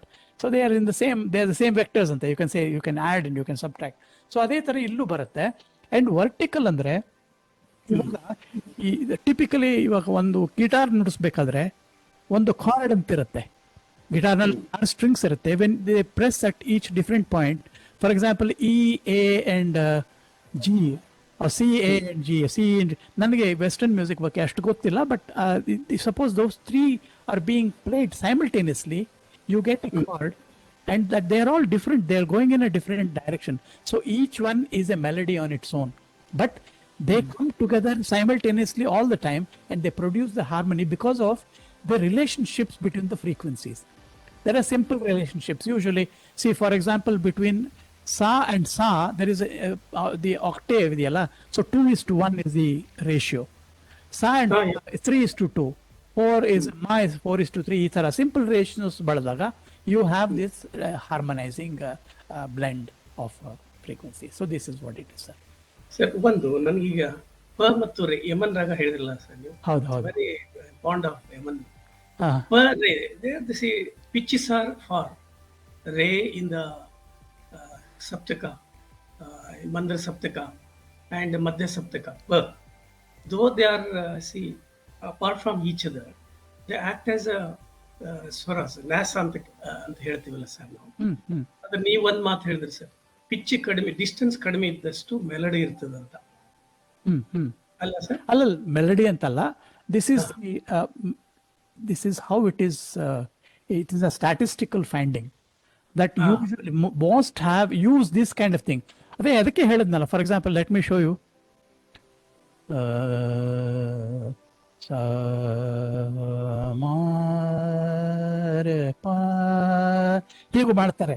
ಸ ಮ ರೆ ಪ ಆ ರ ರ ನ the ನ ಹೀಗೂ ಮಾಡ್ತಾರೆ. But this is actually a kind of imposition.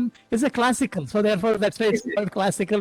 You try to move away from certain basic principles. That is how of course it is a mean, sir. What is it? Mean, how you connect the two notes. The melody depends upon that also. Of course it's connected with the frequency.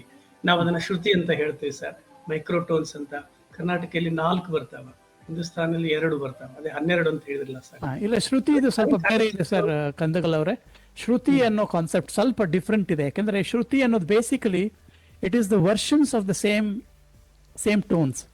ಅಂದ್ರೆ ನಮ್ಮಲ್ಲಿ ಇವಾಗ 7 ಸ್ವರಗಳಿದೆ ಅಂತ ಇಟ್ಕೊಳ್ಳಿ. 7 ಸ್ವರಗಳು, ಅದರಲ್ಲಿ ಸಾ ಮತ್ತು ಪಾ ಬಿಟ್ಟು ಬಿಟ್ರೆ they have various shrutis. But ಸಾನಲ್ಲೂ ಶ್ರುತಿ ಇದೆ. ಅಂದ್ರೆ ಹಳೆ ನಾಟ್ಯಶಾಸ್ತ್ರದಲ್ಲಿ ಶ್ರುತಿಗಳ ಬಗ್ಗೆ ಒಂದು 21 ಶ್ರುತಿಗಳು, 22 ಶ್ರುತಿಗಳು ಹೇಳ್ತಾರಲ್ಲಿ. ಕರ್ನಾಟಕದಲ್ಲಿ 22. ಸೊ ಅದರಿಂದ ಏನಾಗತ್ತೆ ಅಂದ್ರೆ, ಅದು ಆ ಶ್ರುತಿಗಳಿಗೆ ಸ್ವರಗಳ ಸ್ಥಾನ ಸಿಗೋದಿಲ್ಲ, ಸ್ವರಗಳ ಮಹತ್ವ ಸಿಗೋದಿಲ್ಲ. They are actually statistical ways in which a note is sung in performance by the same singer with in one performance and within different ragas. So that is the idea of Shruti. But by and large, yes, this is quite true. But Shruti ಅನ್ನೋದು ಬೇರೆ ಒಂದು ರೀತಿಯ ಒಂದು ನಾನು ತಿಳ್ಕೊಂಡಂಗೆ sir, ಸ್ವರ ಕ್ಷೇತ್ರ ಅಂತಾರೆ sir. ಸ ಪ ಬಿಟ್ಟು 2 ಹಿಂದೂಸ್ತಾನಿಯಲ್ಲಿ, ಕರ್ನಾಟಕದಲ್ಲಿ 4 ಇದಾವೆ ಸರ್. ಅಂದ್ರೆ ಮೈಕ್ರೋಟೋನ್ಸ್ ನೀವು ಹೇಳ್ದಂಗೆ ಕರೆಕ್ಟ್. ಅಲ್ಲಿ ಏನಾದ್ರೂ ಹಾರಿಜಾಂಟಲ್ ಅಂಡ್ ವರ್ಟಿಕಲ್ ಆರ್ಗನೈಸೇಷನ್ ಅಂದಲ್ಲ ಸರ್ ನೀವು, ಅಲ್ಲೇನಾದ್ರೂ ಕನೆಕ್ಷನ್ ಇದೆ ಅಂತ?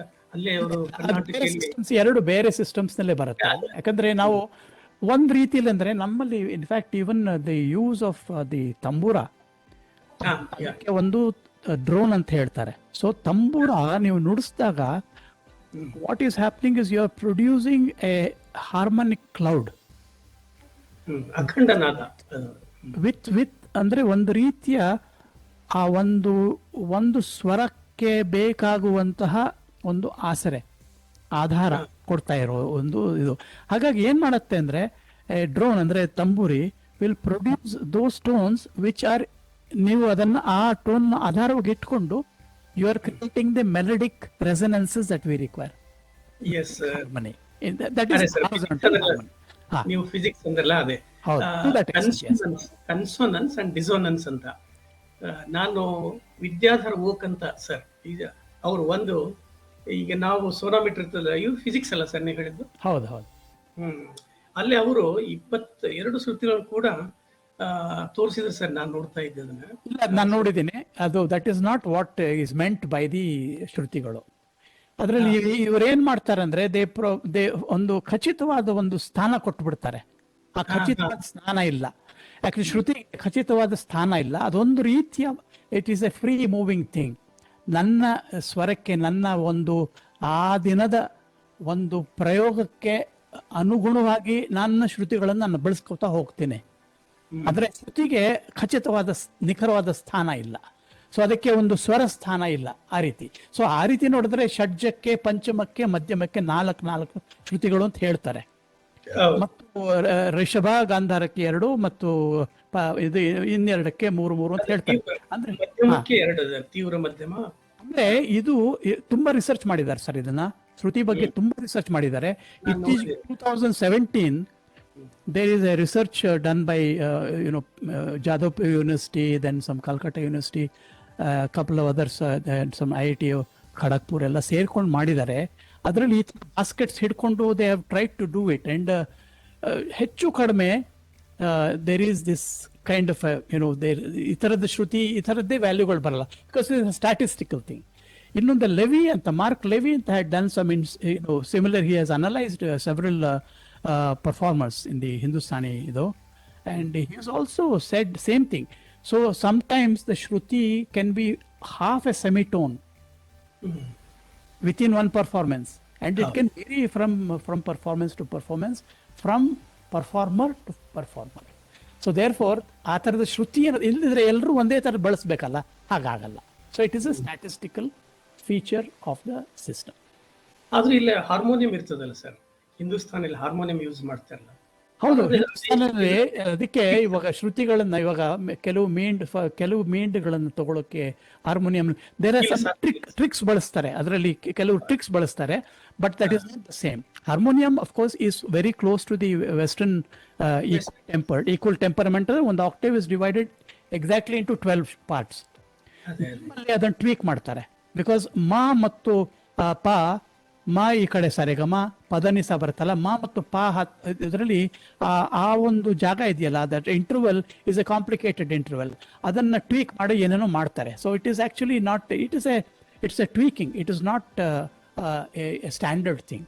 And also in our system the octave is not exactly 2:1. It is more than 2:1. So these are the actual ಪರ್ಫಾರ್ಮೆನ್ಸ್ನಲ್ಲಿ ಬರುವಂತಹ ಕೆಲವು ವಿಷಯಗಳು. ಅದನ್ನು ನಾವು ಬರೀ ಥಿಯರಿಟಿಕಲ್ ಇದರಲ್ಲಿ ನಾವು we cannot pin down and say this is what it is. So experiment, it's very interesting experiment, no doubt, but it is not in the spirit of the original shrutis. This much. Sir, thank you very much, sir. Thank you, sir. Thank you for this question, because I think a lot of people have this yes, confusion about Shrutis and stuff. Thank you very much for this question. It's a wonderful question. Yeah.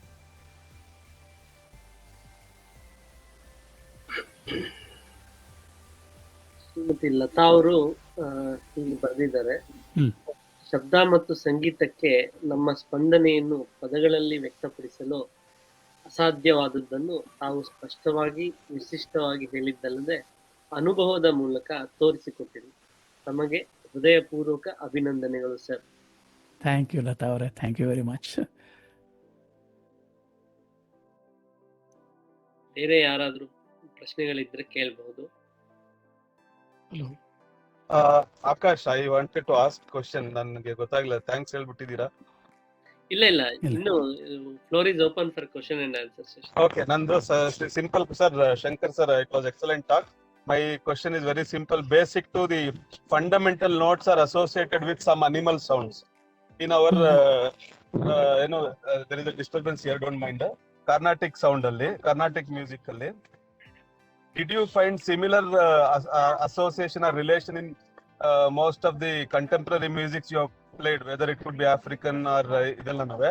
Animal sounds ge associate ಮಾಡಿರುವಂತದ್ದು ಏನಾದ್ರೂ ಇದೆಯಾ ಒಂದು question. Second question ಬಂದ್ಬಿಟ್ಟು evolution of music ಅಂತ ನೋಡಿದಾಗ, especially Carnatic music ಅಂತ ನೋಡಿದಾಗ, mostly we believe it is religious evolution ಅಂತ. ವೆದರ್ ಇಟ್ ಇಸ್ ಅ ಸೈಂಟಿಫಿಕಾ ಎ ಸೈಂಟಿಫಿಕಾ ಆ ತರದ್ದು ಕಂಟೆಂಪರರಿ ಮ್ಯೂಸಿಕ್ ಅಲ್ಲಿ ಕಾಣಿಸುತ್ತಾ ಅಂತ. This was boggling in my mind when you are delivering the talk. Okay.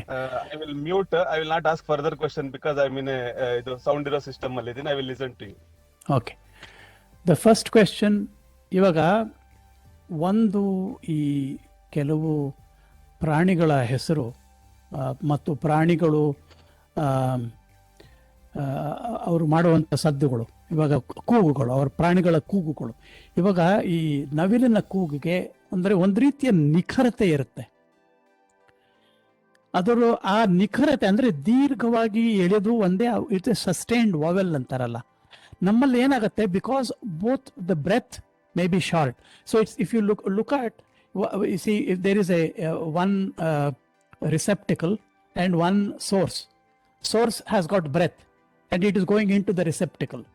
ಏನಾಗುತ್ತೆ, if you are not able to maintain the same intensity pressure right through, there is going to be a fall. So therefore, because of that, the vocal tract, the shapes will change and you will have slightly decreased pitch level. So the attainment of pitch actually is affected by that.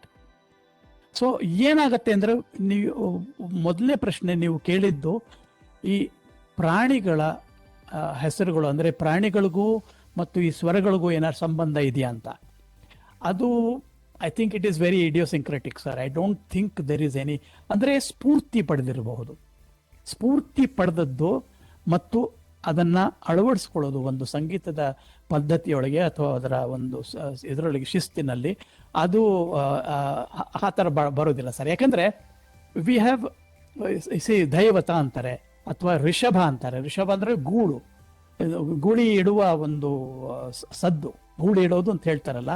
ಇವಾಗ ಆ ಗೂಳಿ ಸದ್ದು it can be very amorphous. ಕೆಲವು ಬೆಲ್ಸ್ನಲ್ಲಿ there is no pitch at all. You see, there are many instruments which don't have a pitch. ಇವಾಗ sharp pitches ಬರ್ತದೆ. You can identify a pitch, you can identify a peak in the ಸೋನೋಗ್ರಾಮ್.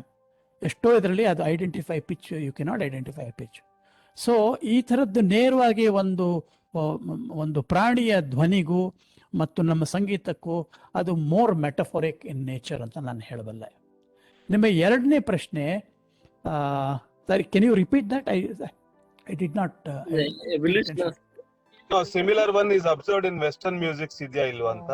Third question is evolution of music ಬಂದಾಗ whether it is religious or a scientific ಅಂತ ಅಷ್ಟೇ.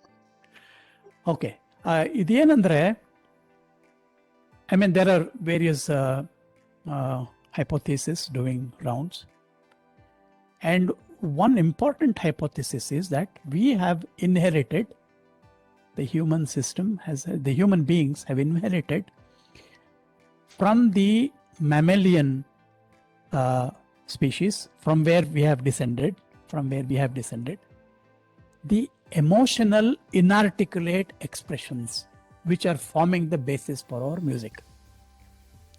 ಅಂದರೆ ಅದಕ್ಕೆ grunts, ಒಂದು shouting, wailing, crying, whining, ಅಥವಾ ಕೀ ಅಂತ ಹೋಗುತ್ತಲ್ಲ, ನಾಯಿಗಳು ಹೊಡೆದ್ರೆ ಆ ಥರ.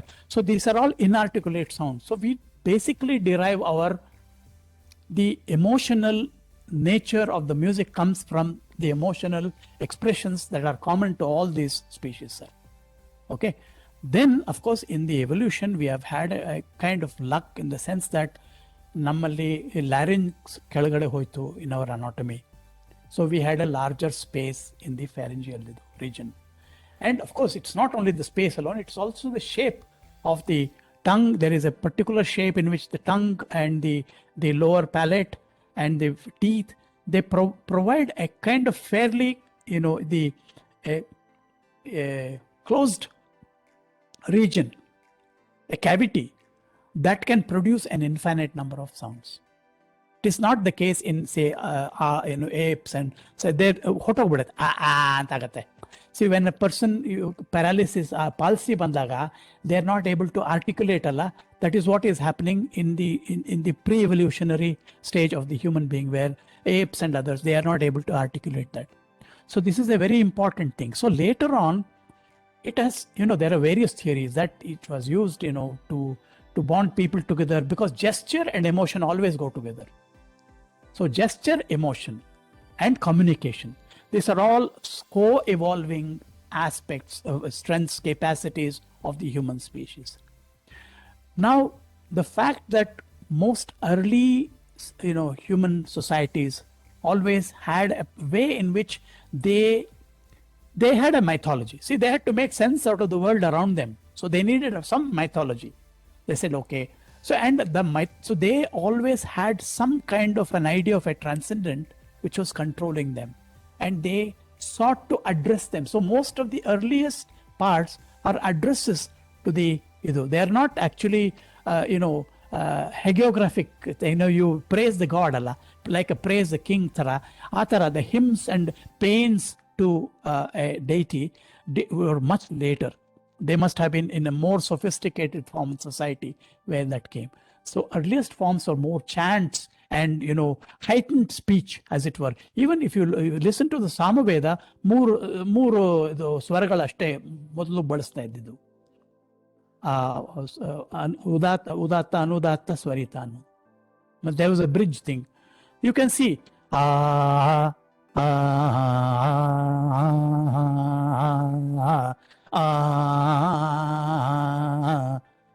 ಇಷ್ಟೇ ಮೂರು ಸ್ವರಗಳು ಅದರಲ್ಲಿ ಏನು ಹೇಳು. So therefore you can see that it was not something, ಒಂದು ರೀತಿಯ an expression of there is an articulation, ಅಂದರೆ the artifice comes into our speech itself is artificial within quotes. We are making a particular effort. We are trying to confine ourselves to a conventional space of sounds. Okay? So music also has a similar kind of thing. So then it comes to culture and so many other things. So religion may not have been directly in that sense, because music has been there everywhere. And music, as for a dance, for getting together, has always been there.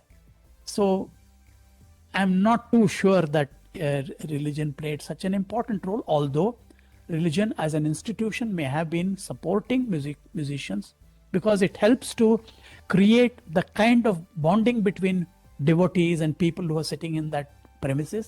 And therefore you have Bharatanaಟ್ಯ Shastra also talking about Purvaranga, where ಧ್ರುವ ಪದಗಳನ್ನು ಹಾಡ್ತಾ ಇದ್ರು. ಪೂರ್ವರಂಗದಲ್ಲಿ ಧ್ರುವ ಪದ ಅಲ್ಲ, ಈ ಗೀತಿಕಾ ಅಂತ ಹಾಡೋರು. ಆ ಗೀತಿಕದಲ್ಲಿ there was this kind of a very clearly composed music. In the play proper, in the drama itself, you had a different kind of approach. You had dhruva padagalu. They were free. There was some degree of freedom in the way they were sung. So this is what I can, to my knowledge, this is all I have information for you, Mr. Srinath.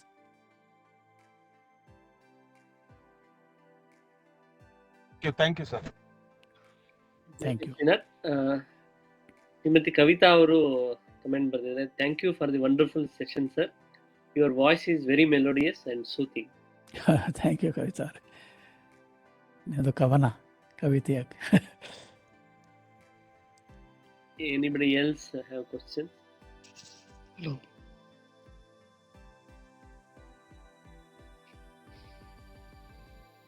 Hello. Yes. Pramod sir ಹೇಳಿ. Sir namaste sir. Namaste. Sir ಬಹಳ ಅಭೂತಪೂರ್ವವಾಗಿ ನಿಮ್ಮ ಮಾತುಗಳನ್ನು ಮೊದಲು CVPS ಅವರದಿಂದಲೇ ಕೇಳಿದ್ದೆ ನಾನು. ಏನ್ sir, entire classical musics or evaluation of ಮ್ಯೂಸಿಕ್ಸಿನ ಒಂದು ಜರ್ನಿ ಆದಾಗ ಆಯ್ತು ನನಗೆ. ಇನ್ನೊಂದೇನಂತ ಹೇಳಿದ್ರೆ, ಇವತ್ತು ಬೆಳಿಗ್ಗೆನೆ ನಾನು ಅಮೀರ್ ಖಾನ್ ಅವ್ರ ಯಮನ್ ಕೇಳಿದ್ದೆ. ಅಮೀರ್ ಖಾನ್ ಯಮನ್ ಕೇಳಿದ್ದೆ, ಮತ್ತು ಅಮೀರ್ ಖಾನ್ ಯಮನ್ ಅವ್ರದ್ದು ಅದು ಸುಗರ ಅಂತ ಒಂದು ಬಂದಿಸಿದೆ, ಸುಂದರ ಬಾಲಮವ ಅದನ್ನ ಕೇಳಿದ್ದೆ ಸರ್. ಆಮೇಲೆ ನೀವು ಮಾತನಾಡ್ತಾ ಸರ್, ನನ್ನ ಬಹಳ ಇಷ್ಟದ ಒಬ್ಬ ನ್ಯಾಚುರಲಿಸ್ಟ್ ಹೆನ್ರಿ ಡೇವಿಡ್ ಥೋರೋ ಬಗ್ಗೆ ಪ್ರಸ್ತಾಪ ಮಾಡ್ತಾ ಇದ್ರಿ. ಅವರು ವಾಲ್ಡನ್ ಬಯೋಗ್ರಫಿ ನಾನು ಓದಿದ್ದೇನೆ. ಈ ಒಟ್ಟಾರೆ ಫಿನಾಮಿನಾಲಜಿ ಸೌಂಡ್ ಅಂಡ್ ಮ್ಯೂಸಿಕ್ ಅನ್ನೋ ಸಂದರ್ಭದಲ್ಲಿ ಹೆನ್ರಿ ಡೇವಿಡ್ ಥೋರ್ ಬಗ್ಗೆ ತಾವು ಹೇಳ್ತಾ ಇರೋ ಸಂದರ್ಭದಲ್ಲಿ ಒಂದು ಸ್ವಲ್ಪ ನನಗೆ ಡಿಸ್ಟರ್ಬ್ ಆಗಿತ್ತು.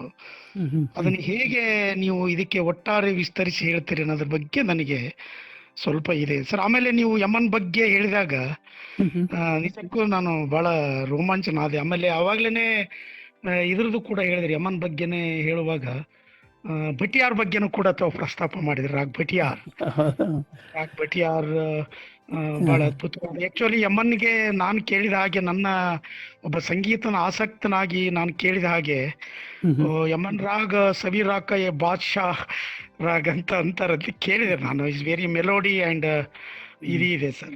ಆಮೇಲೆ ಒಟ್ಟಾರೆ ನಿಮ್ಮ ಮಾತುಗಳನ್ನ ಸಂಗೀತದ ಬೇರೆ ಬೇರೆ ರಾಗಗಳು, ಸ್ವರ, ಲಯಗಳು ಮತ್ತು ಧ್ವನಿಗಳು ಅಂತ ಕೇಳುವಾಗ ನನಗೇನು ಅನಿಸ್ತು, ನನ್ನ ಮಿತಿಗೆ ಈಗ ಹಾಗಾಗಿನೇ ತೋಡಿ ರಾಗ ಆಡುವಾಗ ಬರುವ ಪ್ರೇರಣೆಗಳು ಬೇರೆ, ಯಮನ್ ಇರುವಾಗ ಪ್ರೇರಣೆ ಬೇರೆ, ಮೇಘ ರಾಗ ಹಾಡುವಾಗ, ಗೌಡ್ ಸಾರಂಗ್ ಹಾಡುವಾಗ, ಅಂದ್ರೆ ಈ ರೀತಿಯ ಪ್ರೇರಣೆಗಳು ಆಕ್ಚುಲಿ ರಾಗಗಳು ಟೈಮ್ ಬೀಯಿಂಗ್ ಅಂಡ್ ಭಾವನಾತ್ಮಕ ಮತ್ತು ಕಾಲ ಸಮಯಕ್ಕೆ ಅನುಗುಣವಾದ ರಾಗಗಳು ಇರೋದ್ರಿಂದ ಈ ರೀತಿಯ ಒಂದು ನೆಲೆ ಏನಾದರೂ ಈ ರೀತಿಯ ರಾಗಗಳ ಹಿಂದೆ ಇರುತ್ತದೆ ಅನ್ನುವಂಥ ಕುತೂಹಲ ನಿಮ್ಮ ಇಡೀ ಇವುಗಳನ್ನು ನಾನು ಆಕ್ಚುಲಿ ಸರ್ ನನಗೆ ಎಷ್ಟು ಸಂತೋಷ ಆಯ್ತು ಅಂದ್ರೆ, ನಾನು ಸುಮಾರು 6-7 ಪುಟದಷ್ಟು ನೋಟ್ಸ್ ಮಾಡ್ಕೊಂಡಿದ್ದೀನಿ ಈಗ ನಿಮ್ಮ ಮಾತುಗಳನ್ನು ಹೇಳ್ತಾ ಇದ್ದೀರಿ ನೀವು. ಬಹಳ ಮಹತ್ವದ ಮಾತನ್ನ, ವುಡ್, ಮೆಟಲ್ ಇವುಗಳಿಂದ ಬರಬಹುದಾದ ಧ್ವನಿ ಮತ್ತು ಶಬ್ದ. ನಾನು ಅದಕ್ಕೆ ಮುಂದೆ ಸೇರಿಸ್ಕೊಂಡೆ. ಇತ್ತೀಚೆಗೆ ಒಂದು ಪುಸ್ತಕ ಓದಿದೆ, ವುಡ್ ಮೆಟಲ್ ಅಂತ. ನೀವು ಅದರಿಂದ ಬರುವ ಧ್ವನಿಗಳ ಬಗೆಗೆ, ಶಬ್ದದ ಬಗೆಗೆ, ಅವುಗಳು ಹೊರಡಿಸಿರುವ ಆ ತರಂಗಗಳು ವಿಸ್ತರಿಸಬಹುದಾದ ಮಾಹಿತಿಯನ್ನು ಕೊಡ್ತಾ ಇದ್ರಿ. ಬಹಳ ಮಹತ್ವದ ಮಾಹಿತಿ ಅನ್ಕೊಂಡೆ. ಅದ್ರ ಜೊತೆಗೆ ನಾನು ಚರ್ಮವಾದ್ಯಗಳನ್ನು ಕೂಡ ಸೇರಿಸಿಕೊಂಡೆ. ಇತ್ತೀಚೆಗೆ ನಮ್ಮ ಟಿ.ಎಂ. ಕೃಷ್ಣ ಅವರು ಸಬಾಸ್ಟಿಯನ್ ಅಂಡ್ ಸನ್ಸ್ ಅಂತ ಒಂದು ಪುಸ್ತಕ ಬಂದಿದೆ ಅವ್ರದ್ದು. ಇಡೀ ಚರ್ಮ ವಾದ್ಯಗಳ ಬಗೆಗೆ ಮಹತ್ವದ ಪುಸ್ತಕ ಅವರು ಬರೆದಿದ್ದಾರೆ. ಟಿ.ಎಂ. ಕೃಷ್ಣ ಅವರು ಬಹಳ ಮಹತ್ವದ ಗಳಿಗೆಗೆ ನಾನು ಪಾಲ್ಗೊಂಡೆ ಅನ್ನುವಂಥ ಖುಷಿ ಇದೆ. ಈ ಕಾರಣಕ್ಕಾಗಿ ನನ್ನ ಅರಿವನ್ನು ವಿಸ್ತರಿಸುತ್ತಿರುವ ಚೆನ್ನೈ ಸರ್ಗೆ, CUPSಗೆ ನಾನು ಆಭಾರಿಯಾಗಿದ್ದೀನಿ. ಬಹಳ thanksful to wonderful occasion of phenomenology sound and music ಅನ್ನ ಈ ವೆಬಿನಾರಲ್ಲಿ ನಾನು ತೊಡಗಿ, ನಾನು ಗಾಯಕ ಅಲ್ಲ, ಈ ಸಂಗೀತದ ಆಸಕ್ತಿ ಇದೆ. ಬಹಳ ಮಹತ್ವದ ಸಂಗತಿಯನ್ನು ಹೇಳಿದ್ರಿ ಸರ್. ಅದಕ್ಕೆ ಹೆನ್ರಿ ಡೇವಿಡ್ ಥೋರೋ ಅವರ ಬಗೆಗೆ ಒಂದು ಸ್ವಲ್ಪ ನನಗೆ ಹೇಳಿದ್ರೆ ಅನುಕೂಲ ಆಗ್ತದೆ ಅಂತ ಹೇಳಿ ನಾನು ತಮ್ಮಲ್ಲಿ ಕೇಳ್ತೀನಿ ಸರ್. ಇಲ್ಲ, ನಂದು ಅಂದರೆ ಒಂದು ಹೆನ್ರಿ ಡೇವಿಡ್ ಥೋರೋ ಬಗ್ಗೆ ನಾನು ಅವರ ವಾಕ್ಯಗಳನ್ನು ಬಳಸಿದ್ದು, ಅವರು ಬರೆದದ್ದನ್ನು ಬಳಸಿದ್ದು ಅಂದರೆ ಒಂದು ರೀತಿಯಲ್ಲಿ ನಾವು ಸ್ವಾಭಾವಿಕ ಅನ್ನುವ ಸದ್ದುಗಳು ಏನಿದೆ, ಶಬ್ದಗಳೇನಿದೆ, ನಾದಗಳೇನಿದೆ, ಇವುಗಳ ಬಗ್ಗೆ ನಾವು ಕೊಡುವ ಒಂದು ಗಮನ ಇದೆಯಲ್ಲ, ಅವರು ಒಂದನ್ನು ವಿವರಿಸುತ್ತಾ ಇನ್ನೊಂದನ್ನು ವಿವರಿಸ್ತಾರೆ. ಅವ್ರಿಗೆ ಅವರ ಉದ್ದೇಶ ಇರೋದು, ತಾವು ವಾಲ್ಡನ್ ಪಾಂಡ್ ಹತ್ರ ತಮ್ಮ ಒಂದು ಸಣ್ಣ ಗುಡಿಸಲನ್ನು ಮಾಡಿಕೊಂಡು ಅಲ್ಲಿ ಇರೋದು, ಅವ್ರು ಹೇಗೆ ಅದನ್ನ ಬಗ್ಗೆ ಅಲ್ಲಿರುವ ಒಂದು ಶಬ್ದದ ಒಂದು ಪರಿಚಯ ಮಾಡ್ಕೊಳ್ತಾ, ಅವರು ಅದಕ್ಕೆ ಹೋಲಿಕೆಯಾಗಿ ಅವರ ಒಂದು ಗ್ರಾಮದ ಅಲ್ಲಿನ ಒಂದು ಫಾರ್ಮ್ ಯಾರ್ಡ್ ಹೇಳ್ತಾ ಹೋಗ್ತಾರೆ. ಎರಡು without even realising it, he is giving A description of 2 soundscape in one go. So that I thought that was a very powerful way of looking at the soundscape itself. Na heladnalla, we can have, each time I can have a different soundscape. ಒಮ್ಮೆ ನನ್ನ ಮನೋಧರ್ಮದ ಮೇಲೆ, ನನ್ನ ಆ ಹೊತ್ತಿನ ಯಾವ ರೀತಿಯ ತುಮುಲುಗಳು ನನ್ನಲ್ಲಿ ಇವೆ ಅನ್ನೋದ್ರ ಮೇಲೆ ನನ್ನ ಏನು ಕೇಳಿಸತ್ತೆ. ಇವಾಗ ನನಗೆ ತುಂಬಾ ಅಗತ್ಯವಾದಿದ್ದು, ಒಂದು ಯಾರೋ ಬರ್ತಾ ಇದ್ದಾರೆ ಅಂತ ಇಟ್ಕೊಳ್ಳಿ, ಆ ಟ್ರೈನ್ ಸದ್ದು ಕಡೆಗೆ ಯಾರೋ ನಾವು ಪಕ್ಕದಲ್ಲಿ ಬರೀ ಸಣ್ಣಕ್ಕೆ ಏನು ಧ್ವನಿ ಹಾಡ್ತಾ ಇದ್ರು ಅದ್ರ ಕಡೆ ಗಮನ ಕೊಟ್ಟಿರ್ತೀವಿ ನಾವು. ಬಹಳ ವಿಚಿತ್ರ ಇದೆ actually. The salience of an emotion ಇದೆಯಲ್ಲ, ಅದಕ್ಕೂ ಧ್ವನಿಯ ಸ್ಕೇಪ್ಗೂ ಬಹಳ ಆಪ್ತವಾದ ಒಂದು ಸಂಬಂಧ ಇದೆ. ಆ ರೀತಿ ಅದನ್ನ ನಾನು ನೀವು ತಾಯಿ ಮತ್ತು ಮಗುವಿನ ಬಗ್ಗೆ ಹೇಳ್ತಾ ಇದ್ರಿ, ಮದರ್ ಅಂಡ್ ಚಿಲ್ಡ್ರನ್ ಅಂತ. ಅದೇ ನಾನು ಅವಾಗಲೇ ಮುಂದೆ ನಾನು ಟಿಪ್ಪಣಿ ಮಾಡುವಾಗ ಅದನ್ನ ಸೇರಿಸ್ಕೊಂಡೆ. ತಾಯಿ ಮಗುವಿನ ಭಾವನೆಗಳನ್ನ ಹೇಗೆ ತಾಯಿ ಹಾರ್ಮೋನ್ಸ್ ಅಂತ ಹೇಳ್ತಾ ಇದ್ರಿ, ತಾಯಿ ಮಗು ಹೌದು.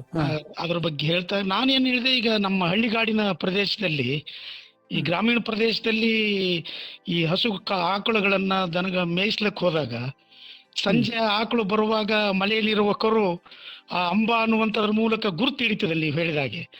ಆ ಧ್ವನಿ ಮತ್ತು ಇದು ಅಲ್ಲಿಯೂ ಕೂಡ ಒಂದು ರೀತಿಯ ಇದು ಇರ್ತದೆ ಅಂತ ನಾನು ಗ್ರಹಿಸ್ಕೊಂಡೆ ಸರ್. ಅದು ಬಹಳ ಮಹತ್ವದ ಸಂಗತಿ ಸರ್. ಹೌದು. ಖಂಡಿತ sir. Thank you sir. Wonderful ಇದೆ sir. Thank you Pramod Torvenal. ನಮಸ್ಕಾರ. Thank you Pramod sir. Okay sir. ಮತ್ತೆ ಬೇರೆ ಯಾವ್ದಾದ್ರು ಪ್ರಶ್ನೆ ಇದೆಯಾ?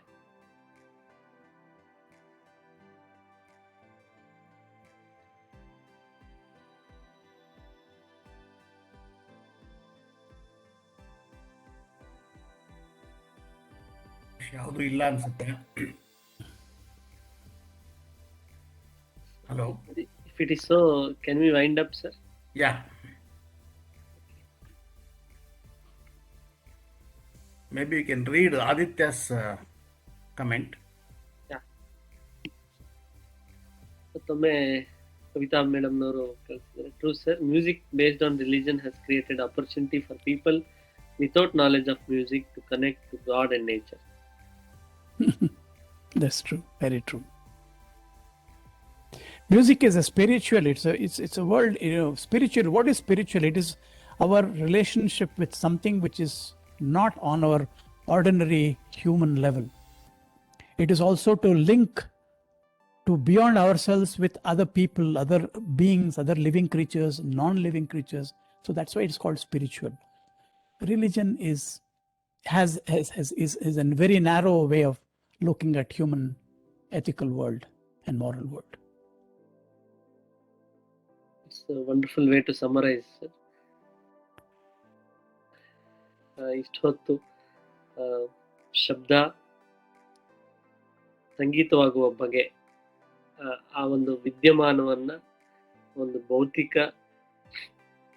ದೃಷ್ಟಿಕೋನದಿಂದ, ಒಂದು ನಮ್ಮ ಶಾರೀರಿಕ ಅವಯವಗಳ ದೃಷ್ಟಿಕೋನದಿಂದ, ಹಾಗೆ ಒಂದು ಸ್ಪಂದನೆ ಅಥವಾ ಕಾಗ್ನಿಷನ್ ಅನುಭವದ ದೃಷ್ಟಿಕೋನದಿಂದ, ಬೇರೆ ಬೇರೆ ದೃಷ್ಟಿಕೋನಗಳಿಂದ ಹೇಗೆ ನಾವು ಅದನ್ನ ಒಂದು ಅನುಭವ, ಒಂದು ಅರ್ಥವನ್ನ ಕಟ್ತೀವಿ, ಶಬ್ದದಿಂದ ಸಂಗೀತವಾಗಿ ಹೇಗೆ ಅದು ನಮ್ಮ ಅನುಭವಗಳ ಮುಖಾಂತರ, ಗ್ರಹಿಕೆಯ ಮುಖಾಂತರ ಸಂಗೀತವಾಗ್ತದೆ, ಮತ್ತೆ ಹೇಗೆ ಬೇರೆ ಬೇರೆ ಜನಾಂಗಗಳು, ಸಂಸ್ಕೃತಿಗಳು, ಆ ಸಂಸ್ಕೃತಿಯ ಒತ್ತಾಸೆಯೊಂದಿಗೆ ಕೂಡ ಹೇಗೆ ಸಂಗೀತ ಹುಟ್ಕೊಳ್ತದೆ ಅಂತ ಬಹಳ ವಿವರವಾಗಿ ಹಾಗೂ ಒಂದು ರೀತಿ ಹೋಲಿಸ್ಟಿಕ್ ಆಗಿ, ಒಂದು ನಾವು ತುಂಬಾ ಎಲ್ಲ ನ್ಯಾರೋ ಡೌನ್ ಆಗ್ತಿರೋವಂತ ಹೊತ್ತಿನಲ್ಲಿ ಒಂದು ಹೋಲಿಸ್ಟಿಕ್ ಆಗಿ, ಒಂದು ವಿಸ್ತಾರ ದೃಷ್ಟಿಯಿಂದ ಸಂಗೀತದ ಬಗ್ಗೆ ಯಾಕೆಂದ್ರೆ ಸಂಗೀತದ ಬಗ್ಗೆ ಮಾತಿಲ್ಲ ಹೆಚ್ಚು, ಯಾಕೆಂದ್ರೆ ಸಂಗೀತ ಅಂದ್ರೆ ಬರೀ ಕೇಳ್ಬೇಕು, ಅದ್ರ ಬಗ್ಗೆ ಪೆಡಗಾಗಿ ಬಗ್ಗೆ ಮಾತಾಡೋದಾಗ್ಲಿ, ಅದನ್ನ ಯಾಕೆ ಹೀಗೆ, ಇದು ಯಾಕಲ್ಲ ಹೀಗೆ